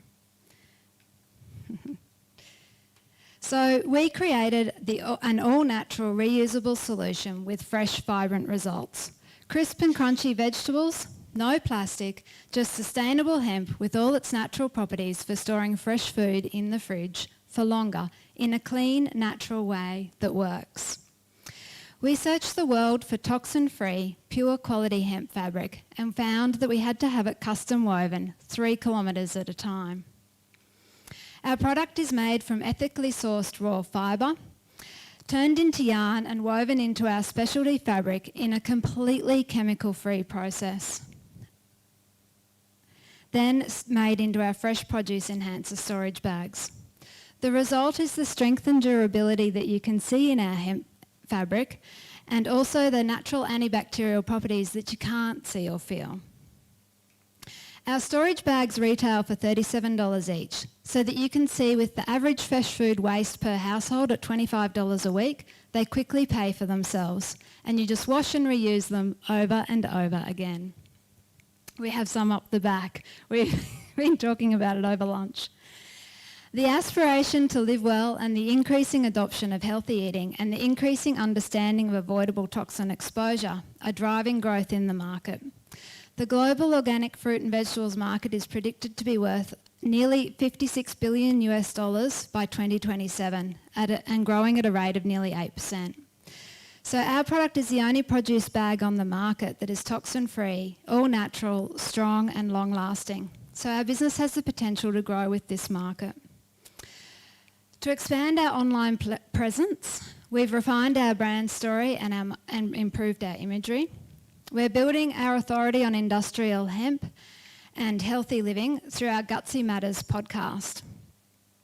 Also through the podcast, we're developing collaborative strategies with other like-minded businesses. And we're working on an opt-in strategy for social media to expand our email database and improve our retargeting campaigns. We're continuing to develop relationships with health and wellbeing and sustainability influencers. Our recent feature on Self-Sufficient Me YouTube channel, along with our other strategies, have led to a 258% increase in our orders in November. For our offline expansion strategy, we're developing new retail packaging and compiling a list of aligned retailers to develop wholesale relationships with in 2021. If you know of any influencers or retailers who would align well with our Live Well message and are interested in reducing plastic pollution and avoidable toxin exposure, or whole food healthy living, we'd greatly appreciate an introduction. Our team growing the business are Max, he takes care of our digital and technical resources. Wendy, she keeps me organised and looks after finance, and me for website and social media. We believe that everyone deserves wholesome, chemical-free, crisp and crunchy, nutritious, fresh fruit and vegetables. Our aim is to make it easier for you to live well, naturally.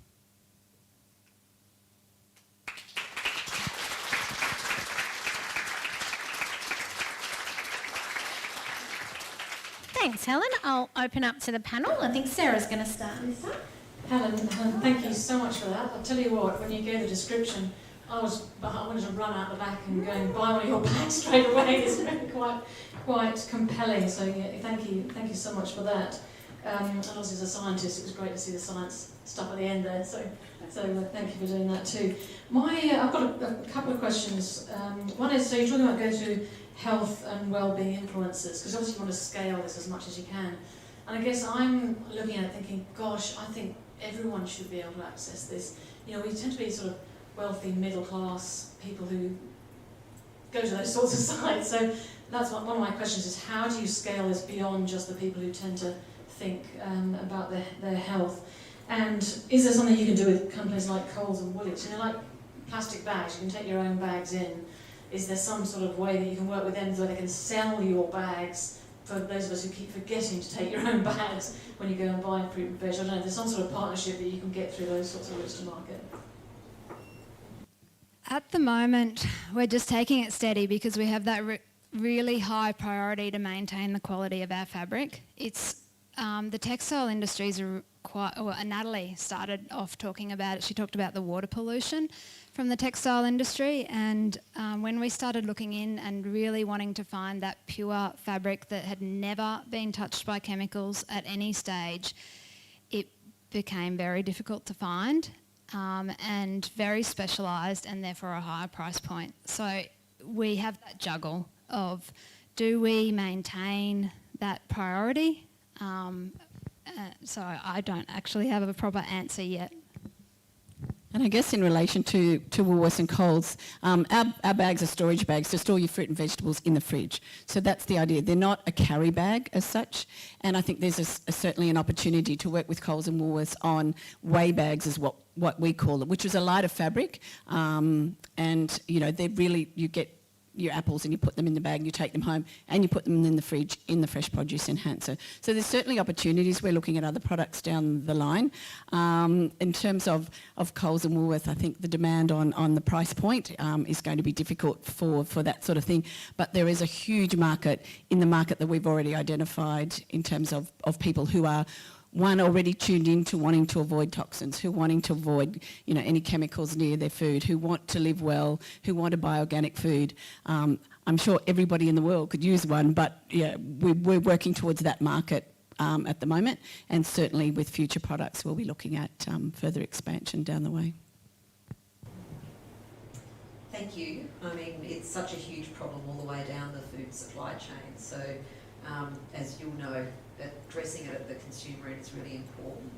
I don't think I have any specific questions, but sort of in the same vein as Sarah, One of the things that drives me mad in the supermarket is prepackaged fruit and vegetables. So I wonder if that's an area of the market that might be accessible as you drive down the cost of your product. Because I can't imagine that those putting it in a tray and then putting it in a bag is very cheap. No. And I think it's about the education, which is why we started the Gutsy Matters podcast as well, because we're really passionate about what we do and about the reasons why we do it, and that is a way of educating people to and raise that awareness and be alert and be conscious consumers who can then say to Woolies and Coles, we don't want things wrapped in plastic that's infusing nasties into our food. We just want to be able to buy a loose lot of carrots or a loose thing of apples, not in a, even it might have a cardboard tray, but there's plastic around it as well. So I guess that's a way to educate people, to start asking the questions and demanding they want things to be different. Apply to things like baked goods, like bread, for example. In terms of using the bag? Yes, you can use the bag dry. You actually use the bag wet in the fridge because the fridges are dehydrated. You actually wet the bag and you put your vegetables in it and you keep it wet. And that, can even plump up vegetables that are slightly going wilted. So, but you can use it dry for mushrooms, you can use it dry for breads and things out of the fridge as well. Thank you. I've just got a little practical question, which I was just thinking as you're going through, which is around sort of like, I think you said that you can wash and reuse them. How do you actually go about washing them? Thank God for a washing machine. So long as you're using a clean detergent, and ideally we all should be, without any fillers and colours and fragrances and whatnot, it's fine. They're so sturdy that we actually, when we constructed them, we had a little competition about which seam testing was the strongest, and they'll withstand 14 kilos of pressure. Like, you'd probably never wear one out. Thank you, Helen and Wendy.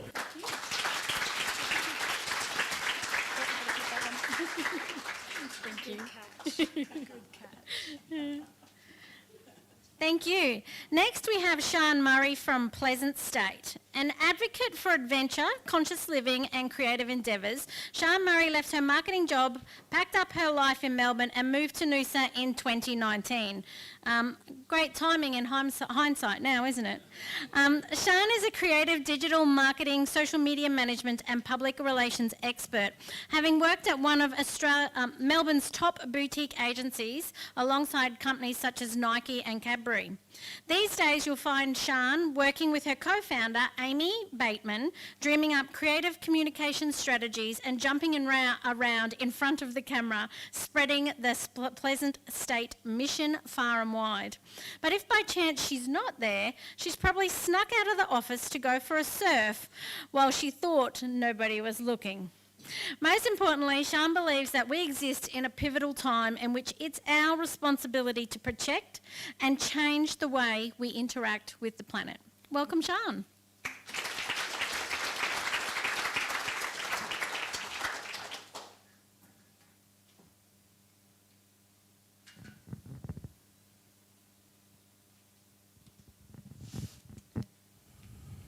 It's so easy to say, what's a bit of plastic here and there? But if we actually stop and think about it and ask ourselves, where's that plastic water bottle that I bought at the petrol station last week? Or that straw I used at a bar last year? Or if we really go back, where is that toothbrush you had from when you were 5 years old? Well, it's here. Every piece of plastic you have ever used is still in existence today. It's out there, floating around, buried underground, or it's broken down into tiny, tiny pieces, and you've eaten it in last night's dinner. Delicious. My name's Sharon Murray, and I'm the co-founder of Pleasant State. Australians are becoming increasingly concerned with the health of our planet. But it's not just plastic. We're also becoming more aware of toxic chemicals and the impact they're having on our health and the world around us. A recent study showed that 88% of consumers want brands to help them be more environmentally friendly. Your everyday cleaning products, just like these, are made up of 97% water, and they are filled with toxic chemicals, many of which haven't been tested for their effects on human health. So we've created an Australian-first solution that's better for the planet, better for your health, and something Australians can be proud of in their homes. We've created Pleasant State, Australia's very first Just Add Water cleaning products that help forward-thinking Australians reduce their use of single-use plastics and toxic chemicals in their homes. You simply fill your Pleasant bottle with warm water, you drop in the concentrated cleaning bar, wait for it to dissolve, and then you get cleaning. They're super effective, safe for people and planet. They're zero waste, they smell amazing, and they're made right here in Queensland. But Pleasant State isn't just an amazing product. We're also looking to change the game and prove that doing good is good for business, which means people and planet before profits, always. Our market research shows that our customers are high-income earners living in major cities that are ready to make the switch to a cleaning product that aligns with their aspirational selves. So we've created a multi-purpose, a bathroom, and a glass cleaner that will finally let them do it. In just 4 months, we've run a successful crowdfunding campaign, proven demand by raising over $76,000 in revenue from just under 1,300 customers. We've gained over 9,000 subscribers and built a highly engaged audience of 6,000 people. We've also run a product tester campaign in which 100% said they would recommend our products to their family and friends. So who are these wizards and how did we do it? I love creative marketing. Amy, our co-founder, is chief problem solver with extensive experience in complex projects. And together we've put together a team that will take Pleasant State from a crowdfunding success story to an iconic brand that you will see in all forward-thinking Australian homes. We identified our channels early. We have put so much effort into our branding and into our design because we knew that social media and influencer marketing was going to be an integral part of our strategy. During our crowdfunding, the mail out of kits to influencers saw an increase in 60.5% to our social media following in just 1 month. With product due to arrive in December, we're therefore kicking off 2021 with the send out of an additional 300 kits to carefully selected media and influencers. We've also supported our campaign to date with Facebook advertising, with our conversion campaigns bringing in a return on ad spend of 4 to 6. We're looking at improving this in 2021 with the launch of our e-commerce website and a carefully tailored customer journey. This year, we also signed a 6,000 unit partnership deal with Treat Yourself Boxes, which means 6,000 customers will have our product in their hands. As a refill product, repeat purchases are going to be high, so we're therefore looking into more partnerships of this kind in 2021, with the aim of launching our subscription model towards the middle of next year. With these campaigns in mind, Pleasant State have forecasted that we will raise over $270,000 in revenue before the end of the financial year, which means we're going to need to order new bottles before the end of March. Large minimum order quantities means this is a substantial upfront cost. So Pleasant State is looking into debt financing to support us during this time. So if you know any socially or environmentally conscious banks or family foundations, we would love to hear from you. We're Pleasant State and we want you to drop into the revolution.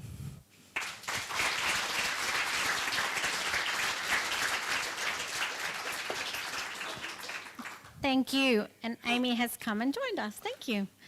First question from Sharon. Another really good pitch, really good figures in there as well. Can you talk a little bit about the competition in the market and if there's anything else that's similar to this? Hi everyone, Amy.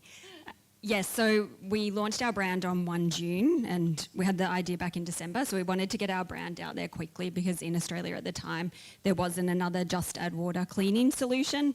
Since then, within a couple of months, a number of others have landed.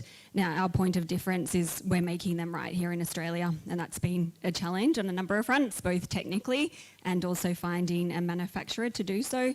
The competitors that have brought in Just Add Water cleaning solutions, they're importing them from China. They're still in plastic bottles. Their price point is very low and they're discounting already, and they're still full of nasties, including PEGs, PEGs. Yep. It's also been another reason for our branding strategy as well. I don't know if you noticed, but a lot of cleaning brands don't have much of a brand personality behind them. So we know that this concept other brands can do it, but they can't replicate the personable and honest brand identity that we've brought to it. And also, we talk to this bringing joy or pride to your home as well. So instead of making a cleaning product that lives under your sink, changing that now to something that you display proudly in your home as well. Yeah, that was lovely. Really good pitch, thank you, and I love what you're doing, and I love the energy that you bring to it. I think I looked at that image that you had of the beautiful pantry and the horrible under the sink, and I thought, this is me. I'm so ashamed of what's under my sink. It's just, I want to go home and buy your product right away. Could you talk a little bit about where you go after Australia? And also, if you ever see this as being, as your marketing, if your marketing strategy goes beyond online and into stores, is it something that you see being sold through some of the major retailers, for instance, eventually? We definitely developed Pleasant State as a international brand from the get-go. Again, hence the name and the investment into the branding. We've already trademarked our name in 9 additional jurisdictions with that intention. The household cleaning market or consumer market in Australia is quite small, 300 million per annum. You compare that to the US, that's $5.6 billion. So we definitely know to scale, we have to go global. And this is a global issue, so to have a big impact, we need to be bigger. In terms of other channels, yes, we're definitely considering other channels. We've made sure that our pricing will sustain those sorts of margins so we can pass them on to distributors or the retailers as well. In terms of those brands, they'll be quite niche, aligned retailers, and we have ideas about who they might be. Thank you, and I love the partnership model, to the point about how routes to market, the partnership model that you're using, that's fantastic. In terms of that going global, don't forget Trade and Investment Queensland. I'm sure they'd love to help you out going global. I'm actually a customer. Yes, I haven't received it yet. I'm very excited about when I get it, but I am a customer, and I bought it because I love the fact that it's planet-friendly, cleaning product that you've got. I used to, way back when I used to use baking soda and vinegar, and I tell you what, I did that for several years, and then something changed my life, and I think I was selling a house, and someone said, you should try this, which was not planet-friendly, and my God, the difference was so good. So it's great that you've done something that works so well, but that is so good for the planet. The other thing that I loved about it, which I think is different, is the bottle too. So I can refill the bottle, because when I go to the supermarket, I just keep buying the wretched bottles. So I think that's a real plus. Plus your brand, and what you're standing for is good. I've seen with other products that you can buy a repeat. So, for instance, instead of just buying one, I could buy some sort of a prescription so that you give me every month or whatever it is. So I don't know if you do anything like that, but that can be a way to keep people coming on.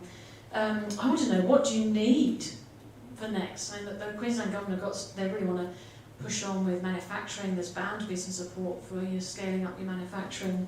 There's a Back in Queensland business investment fund that might be useful. I don't know what's happening with the BDF, but there's got to be some ways that we can help, so please reach out for your scaling. Thank you. Thank you, panelists, and thank you, Sharon and Amy.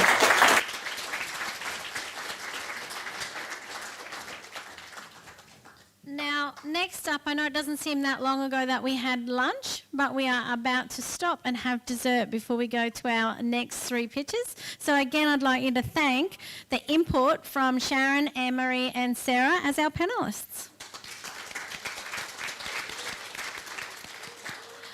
Please make the most of moving around the room and working and asking questions of other people. Dessert will be coming out. If you didn't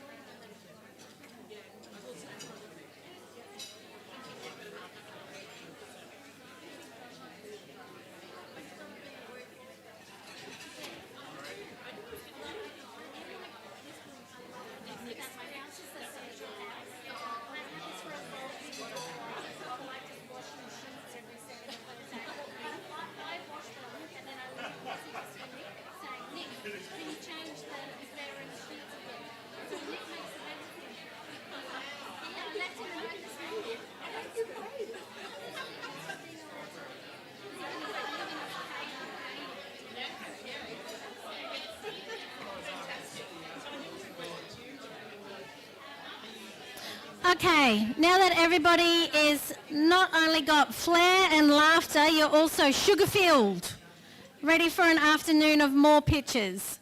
So I am going to ask our three panellists back again, who have been so valuable in both their questioning and their guidance. I love that you're giving away all this free advice and connecting people up to other programs and grants and funding. So please keep it up. So Sharon, Anne-Marie and Sarah, thank you very much. Do we all enjoy our dessert? Good. So next up, we have got Candice Mason from My Felt Lady. So this is from my backyard. I actually was a Western Downs girl, so I love seeing that we've got somebody from Chinchilla here. So Candice founded My Felt Lady from her hometown in Chinchilla, about 4 hours west of Brisbane. Originally from Quilpie, Candice grew up with her family who ran their own home hardware business in town, so she has much history in community, business and country spirit. She has worked in the sales industry where before My Felt Lady, she was the product sales coordinator for a multinational railway company called Ansaldo and was responsible for the whole of Asia Pacific. Her biggest year there before she became a mum was delivering over $12 million in a single product sales. Now based in Chinchilla, the centre of the universe, she has started her own business, My Felt Lady, taking her previous skills and all good country customer service to build a company of her own. Welcome, Candice.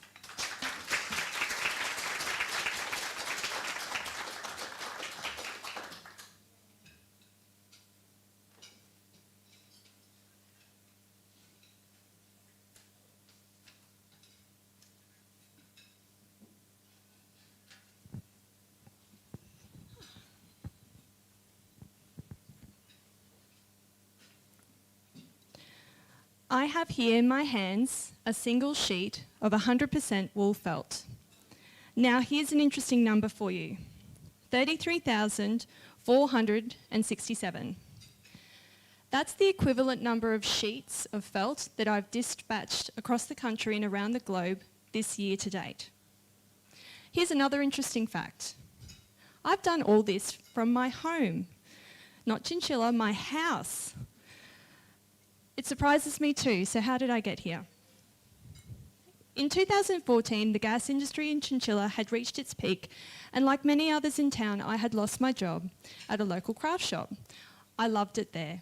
I liked helping people, and I was always helping them find new ideas to make craft activities. I love the phrase, "You're only limited by your imagination," and with that, I decided to take my own path and opened an online store originally called Rose Petal Collections, just selling Australian craft goods and felt online. Some of the pattern designs used 100% wool felt, and for good reason too. You see, the polyester and acrylic felts won't hold up when you are sewing them together. They pull and they get the seams bust, and all of those hard hours of work have gone to waste. They needed wool felt, but it was difficult to find in local stores and online. And the most interesting part is that I started selling more wool felt. So I pivoted my business and I haven't looked back since. It became apparent very quickly that the niche was wool felt, and it's grown every year since 2014, 20 to 35%, with this year to date being my biggest ever, doubling in sales in comparison to last year. We might be in the era of fast foods, fast delivery, and we want everything today, but handcrafting takes time. It fills your spirit and represents an investment in the creation. And that became our brand motto, creation, inspiration. Predominantly our clients are grandmothers, mothers, retirees and business owners. They are making for themselves, for others, and for newborns as heirlooms that will last for generations to come. Not only does wool felt make crafts possible, it has also have added benefits of being natural. It's non-flammable, biodegradable, safe for use in children's products, and repels bacteria. By the end of the first year, I had doubled the number of wool felt products online and continued to expand the range with over 120 vibrant colours. One thing was for sure, the use of wool felt in craft has grown so much in the past few years. Some of the things people are making is extraordinary and the ideas are endless. With wool felt being my number one product, I knew it was time to change my name.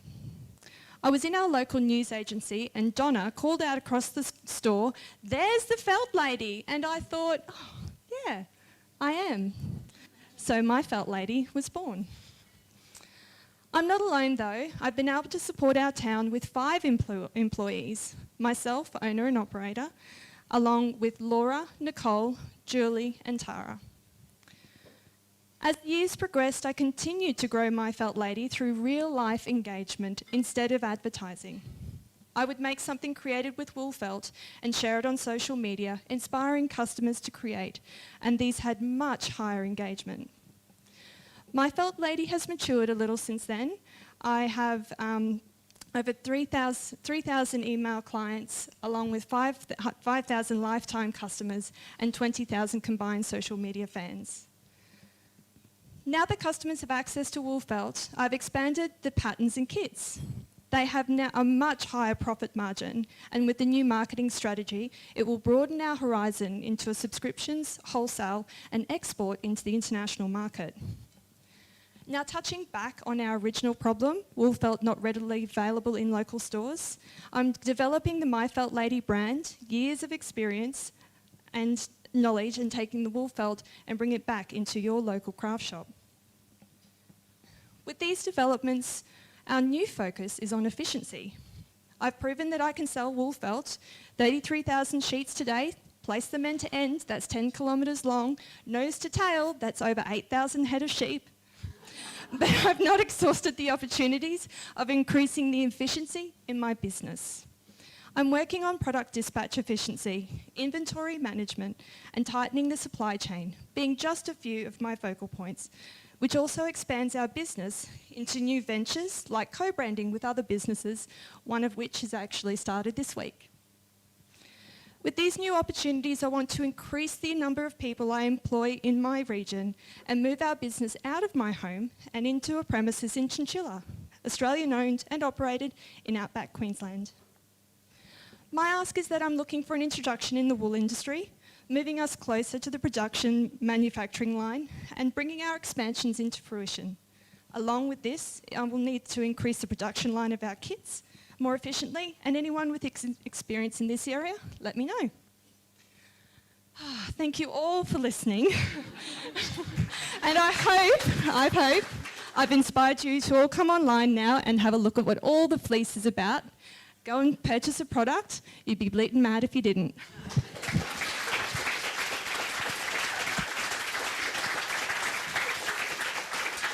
Well done, Candice. You get to breathe now, only for a moment, because they are going to ask you some questions. That's fine. I feel like I'm good now. You're good now. Breathe. Emery. So I just want to say thanks for a lovely, lovely pitch. And you just, I can just digress for a second. You brought back a memory that I haven't had for, I'm really old, for probably 50 years. Being brought up in little country, thank you. Being brought up in little country towns. My father was a country policeman, so we moved every few years. And much smaller towns than Chinchilla without many peers. But my mother bought me one of those felt kits where you stick the little, and I would have sat and played with that for hours. You can go and play with one on my table. Oh, thank you. I think I might do that. Anyway, it's a lovely hobby, and the things that you make are beautiful, so thank you for that. I'd like you just to expand a little bit more on your relationship with your suppliers, and what specifically, so how does it work now? Where would you like it to evolve to? How important is that for you in terms of globalising your business? That is an awesome question. So right now we import all of our felt products from Holland, and the goods have come from other manufacturers. So it'll go from farm to export to manufacturers to distributors back into our country. So yeah, we really want to see ourselves closer, and I've heard a lot about sovereigns lately, and why not bring it back into Australia? It might not be in my lifetime, that's fine, but you know, if it's just one small step here, showing that it's possible and the market is there, then definitely, yeah, we'd like to see ourselves closer in the manufacturing, like to the manufacturing area. So just so I understand, is there an Australian felting industry? No, there's no felting factories in Australia. Absolutely, yes. Sorry for interrupting, but what's the process in making it? Oh, the process in making felt? Yeah, is it similar to anything else? Oh, so this is, so it's felted, so it, sorry, you've just, so basically the wool is cleaned and it goes through a massive machine. There's two types. It can be through a heat and friction process. Did you see that picture I had there? Yeah. Well, that's right. It's non-woven, it's felted. So this picture I can show you here. So that's the heat and friction process. And then on more larger commercial base, which we have two types of products. Some of our products, the pure wool line, is on the heat and friction process. And then we've got the, and then we've got needle punched process, which produces the felt a lot more quickly. Sorry, I've got a little bit of time. I really love this as part of your passion, Candice. It's great. We've seen that with a number of the female founders. You've got a passion and you're following it and you're building a business out of it. That's really good. What came to my mind when you were talking about the kits was Lego. And when Lego put out Mindstorms, first of all, they got really angry that their consumers were playing with it and making up new ways of using it. But then they realised it was actually a way for them to build new products. So they're actually working with their consumers to build new products. I'm wondering if you might, because you're working with creatives, if that's something that you can do too with your crowd of consumers, whether they can help you develop and design new kits for you to sell. Yeah, absolutely. That's a huge part of our business, coming up with designs. In fact, there's one sitting over there that we'll be doing together. So, yes. Sharon? Is it an entrepreneur in residence design? Nice. No, that kind of leads into the question that I had, which is really because your business has been established for a little while and you've been building it. I was interested just to hear how the incubator has actually managed to help you to grow and scale, and if that huge uptake this year, if that incubator had any bearing on that. Absolutely. So if you... What I said there, we had grown all of our engagement just based on real life stories.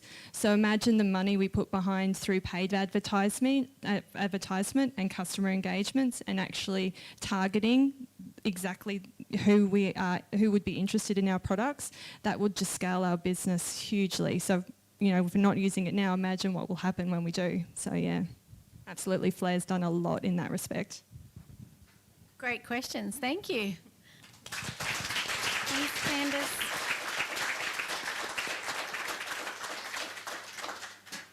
Next up, we're going to hear from Kate Pearce from Healthy Little Eaters. So Kate Pearce is the founder of Healthy Little Eaters. Like some of the best entrepreneurs, Kate has a big idea to solve a really big problem. Working as a paediatric nurse in Australia and the UK, Kate witnessed firsthand the impact associated with the lack of fruits and vegetables in the diet of many children globally. Having 2 young children herself and wanting to teach them the importance of a healthy diet as young as possible, Kate utilised her medical background and passion for preventative health and embarked on a mission to change the lives and health of children by teaching them the connection between eating more fruits and vegetables and building a strong, healthy body.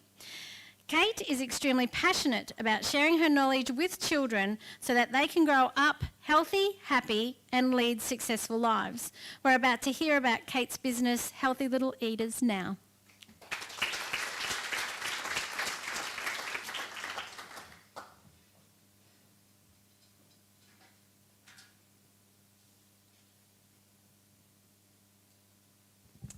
Good afternoon. I'm Kate Pearce, founder of Healthy Little Eaters, where we improve the diet and mindset of future generations.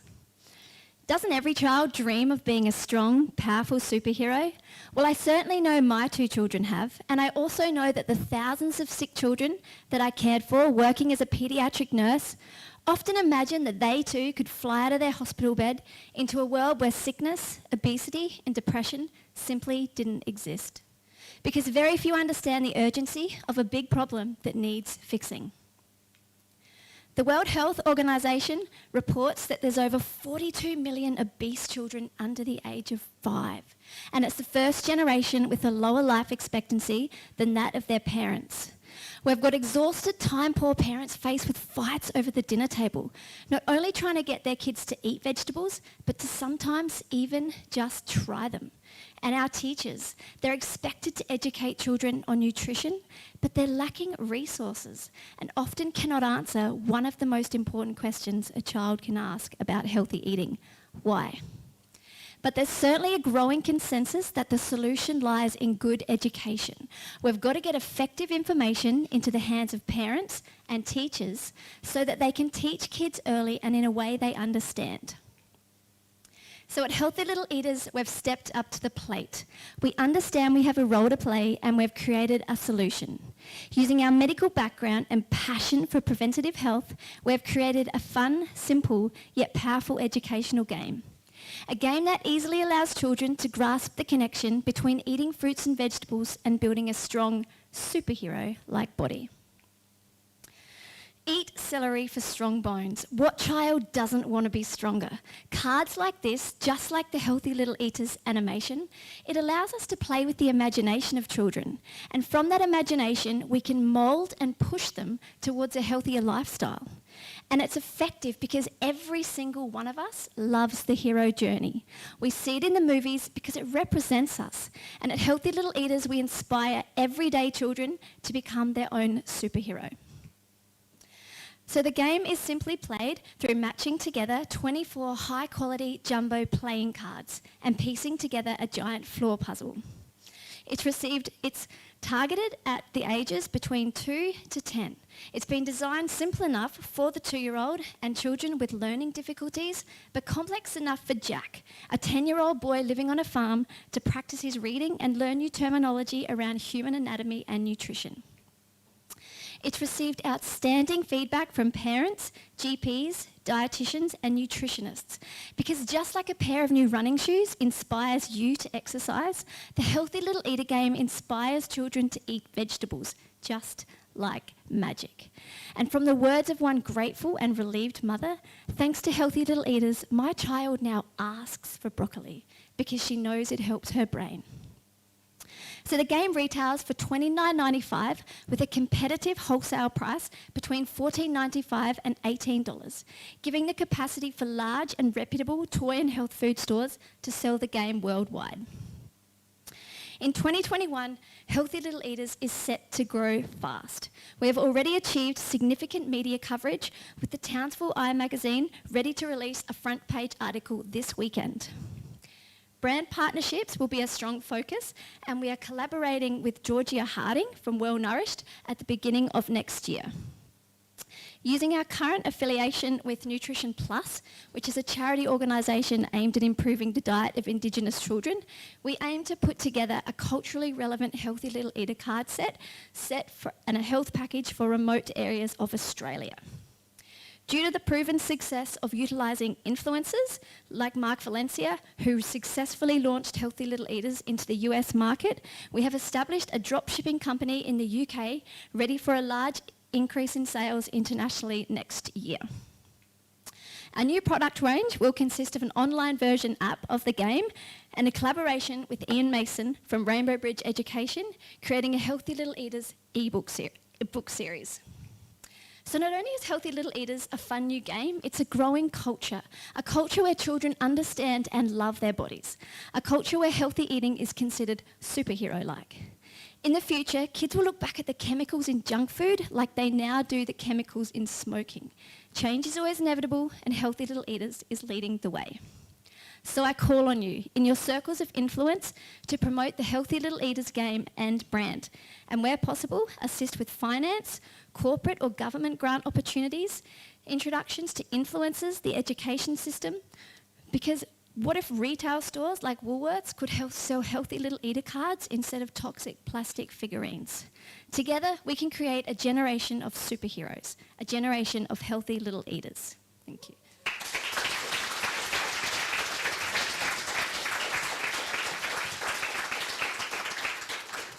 Thank you, Kate. I see Sharon is very keen to ask a question, so I'm going to throw to Sharon first. Thank you.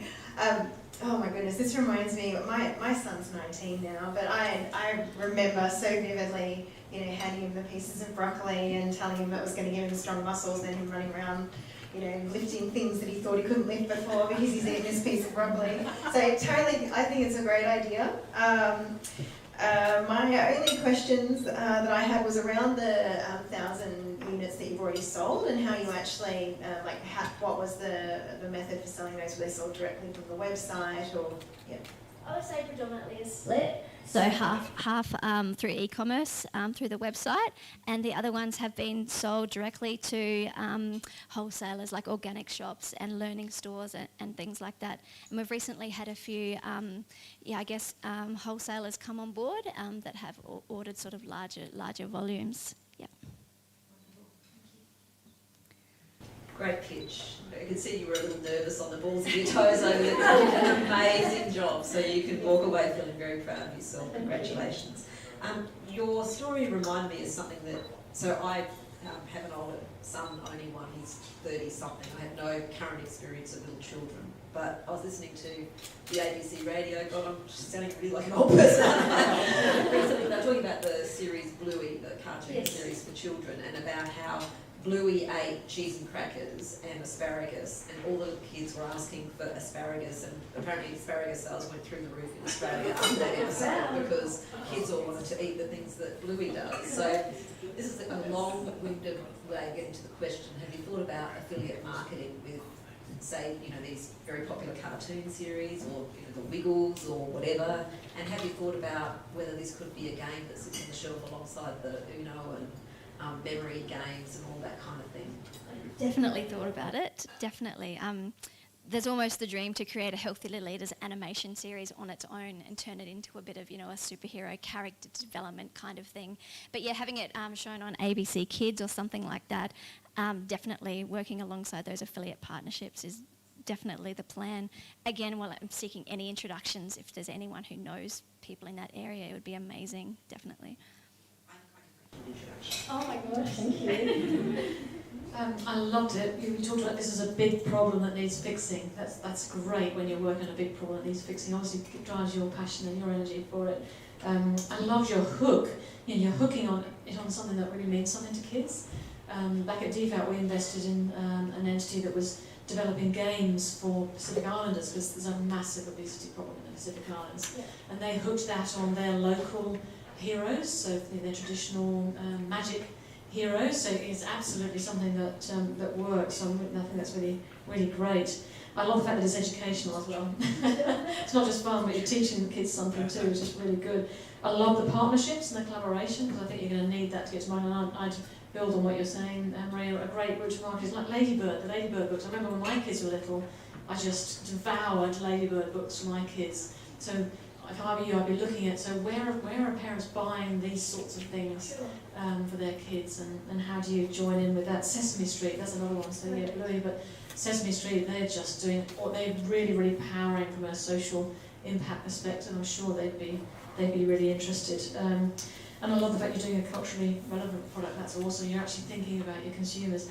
And I think what got me, I remember when I first went to see a female incubator overseas, and it was the first time I'd ever been in a place with so many female founders, which was overwhelming in its own right. But then I heard their stories of what they were doing, and they were solving big problems that, and I'm not trying to do the man versus woman thing, but they're things that men don't think of. And it's great to see you thinking about this thing, because your everyday experience and building something up that other people may not have thought of. Thank you so much. Some excellent feedback. Thank you, Kate. Thank you. Great job. The last business that we're going to hear from today is the Golden Bone Bakery, which is founded by Katharina von Heusinger and Rainer Adolfsson. So Katharina today is going to give you a story about animals. She's going to want us to think about our pets, dogs and cats. Thousands of years ago, humans saw the benefit of having a companion at their side for protection and sharing warmth. So they started domesticating wolves. Over the centuries, this unique bond strengthened rapidly and dogs became pets. Fast-tracked forward to today's pets, when they became fur babies and the world witnessed a shift from pet ownership and pet parenting. This young business not only loves fur babies and cares about their welfare, but also saw a need in the market to fill. A highly profitable one, to be exact. So what do we love about it? They are doing it by showing strong social commitment to our community. Please welcome Katerina from the Golden Bone Bakery.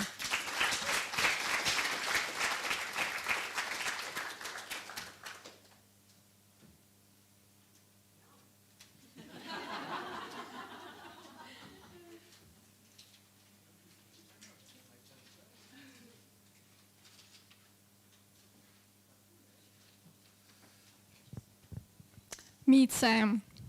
Sam is the luckiest dog in Australia.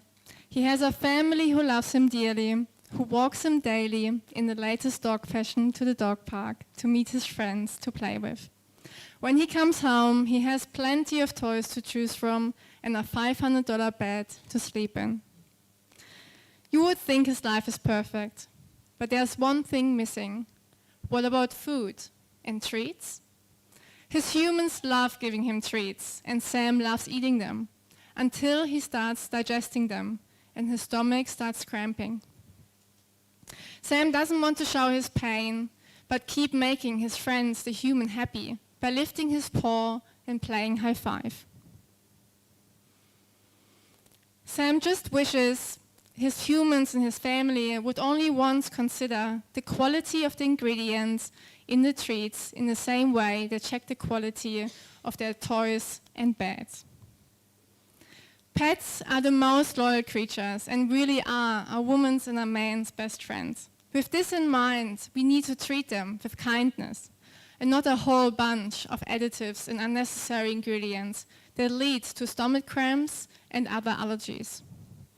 Unfortunately, there are many more pet parents like Sam's humans, people who love their fur babies and only want the best for them, but have no idea what's in the treats they're giving them. We at the Golden Bone Bakery hear a lot from them, thanking us for making natural treats with only healthy ingredients. Our philosophy is every ingredient used has to be nutritious.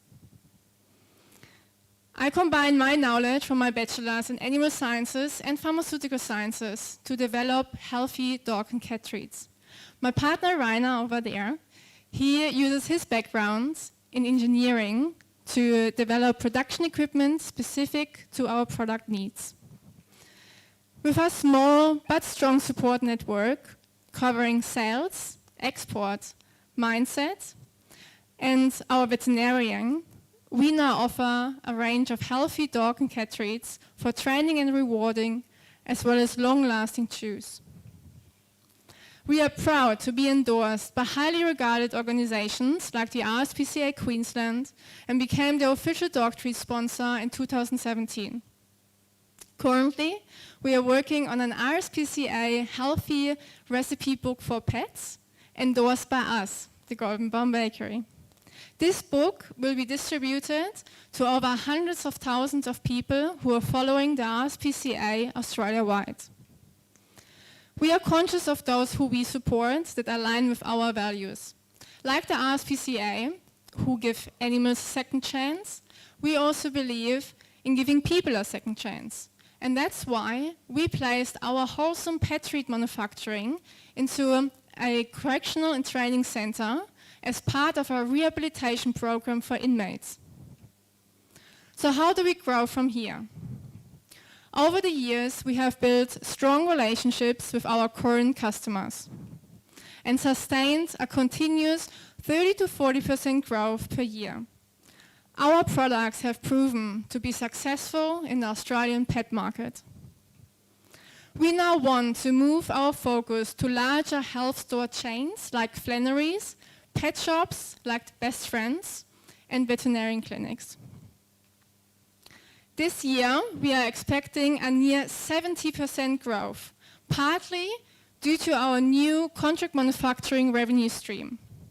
We are currently supplying one contract manufacturing client with one flavor, bringing in $35,000 a year, and he's asking us for 3 more flavors. We identified a lack in the Australian pet market for high-quality dog biscuit manufacturers. Pet companies are approaching us at the moment to produce treats for their own brands. In order to meet this strong demand from the market, we need knowledge and experience to scale safely our business. Would you be able to connect us with a commercialization expert? Last but not least, in order to increase our brand awareness, we are looking for a social media influencer in the healthy pet industry, preferably a veterinarian. Do you remember Sam from the beginning? If you want more pets like Sam live a healthier life, then please connect us with a pet industry influencer, a commercialization expert, and decision makers in pet shops, veterinarian clinics, and health stores.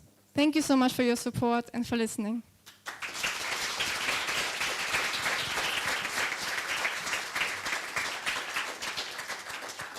Katharina von Heusinger. Von Heusinger. See, I was trying to practice that all morning. I nearly got there, nearly. Very well. Excellent presentation, thank you. I think we've got our first question from Sarah. That was lovely, Katharina. I was almost in tears at the beginning because I'm just doing battle with my daughter around his diet, and I'm basically cooking and everything. Well, not everything, just very little actually, but it seems to be a lot of it. Anyway, so I actually cook more for him than I do for myself or my husband.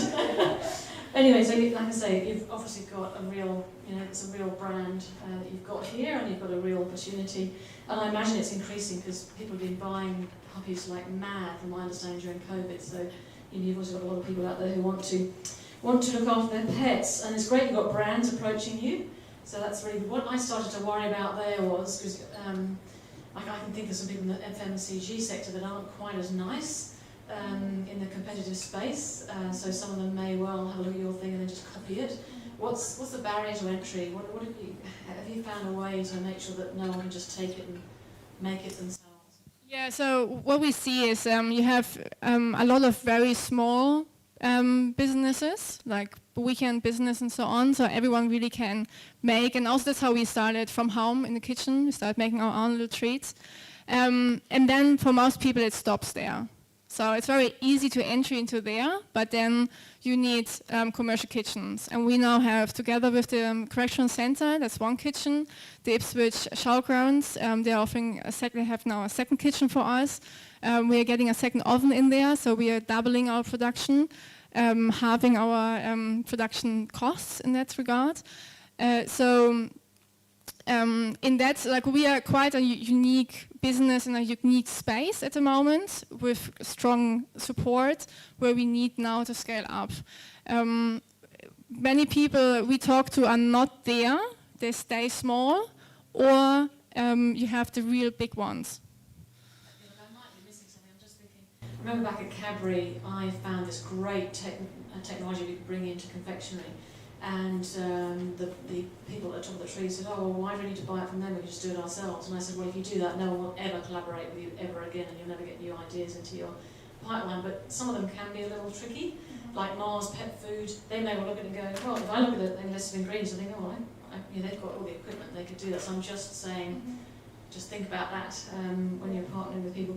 In terms of the manufacturing growth, let's talk with us and let's see if there's any support across government that can help you with that, because I know that this government's got a big emphasis on that across all of Australia, so it's the feds as well, there's a big emphasis on manufacturing. There must be some support out there for you.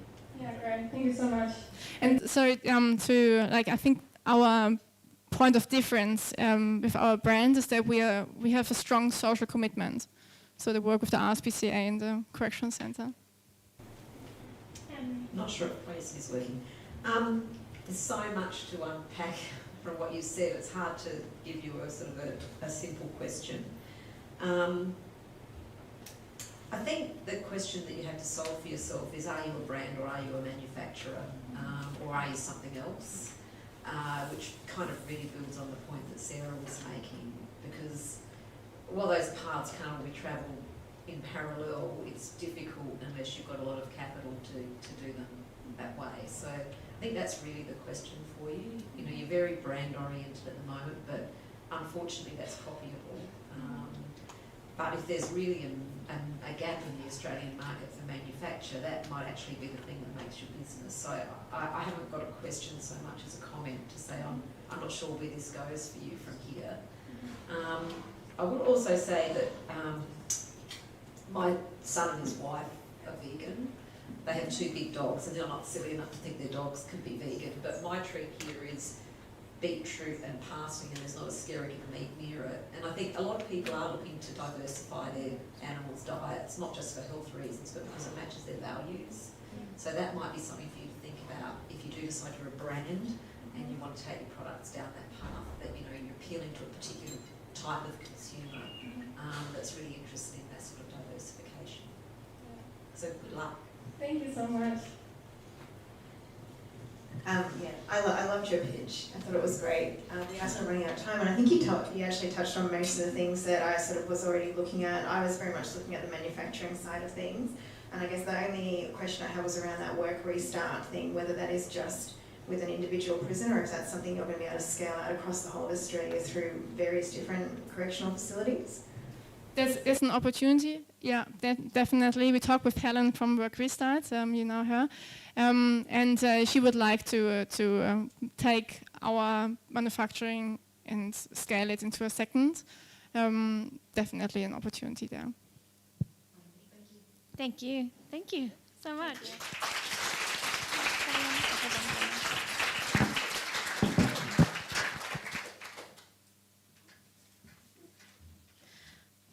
Well, we have heard today from 9 absolutely amazing businesses. I think the comments I got in both the lunch break and the dessert break was, wow, what a great event and how many wonderful businesses are there in this startup space. So congratulations to you all.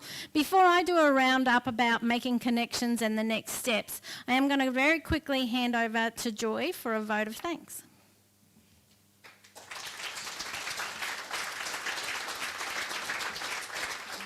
So I just do want to say thank you to everybody, in particular our panellists, to Trudy as our MC who's done a really wonderful job. To Ian for everything for the last 6 months. It's been incredible, so thanks very much. I'll try not to cry. But look, it's been really, really special working with everyone for this last 6 months to see how far you've come, to witness what just happened here. Yeah, I'm really proud of you all. So, yeah, thank you. I didn't write anything down because I knew I wouldn't get through it. So, so I do want to say thank you. Trudy will wrap up for us in a minute, but I'll say please don't rush off if you don't have to. Please stay and chat and talk and really connect with those people who are here in the room. I know we haven't covered it, but the questions and the comments coming through from the live stream are great. Lots of introduction requests for many of you from the people who couldn't be with us here in the room today. So yeah, there's stacks of, you know, I'll introduce you to this person, or have you thought of this sort of stuff coming through. So make sure you check that out afterward as well. So just as little tokens, I'm not going to ask everyone to come up because I realise we're a little bit over time, but the little plants that are sitting on the tables are gifts. So for you 3 ladies here, yours are there. Trudy, there's one for you over there. For all of our founders, there's one for each of you. So there's one on your table, and I've got some more spread around the place. So take those home. Everything we've tried to do throughout this program is really focused around people, planet and profit, and I think today has really shown us that it's the people bit I think we've got right. Hopefully the planet bit we have as well, and yeah, I can really tell that you'll all be profitable going forward as well. So thank you all.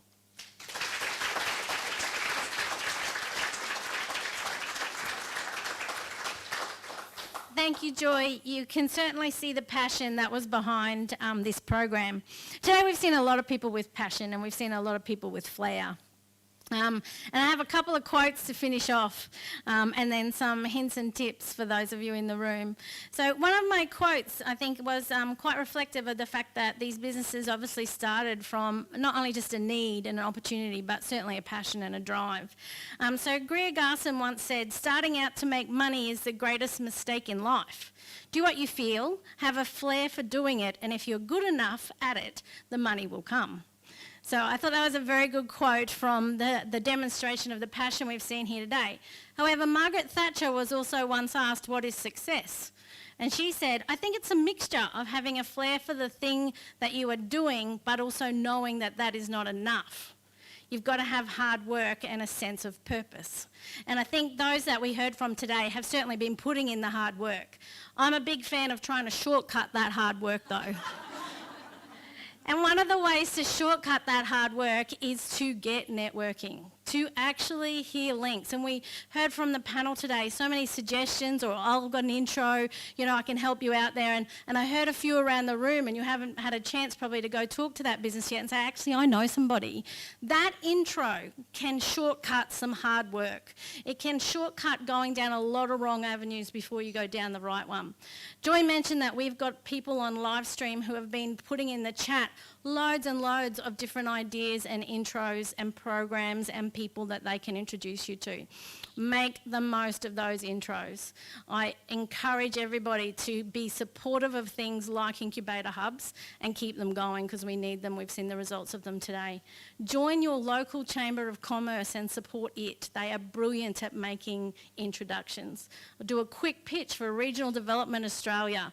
We update our grants and programs on our website every month. Go look at the website. There is a list of the government grants. We try and keep it as up to date as possible for you to connect with. So please use these tools.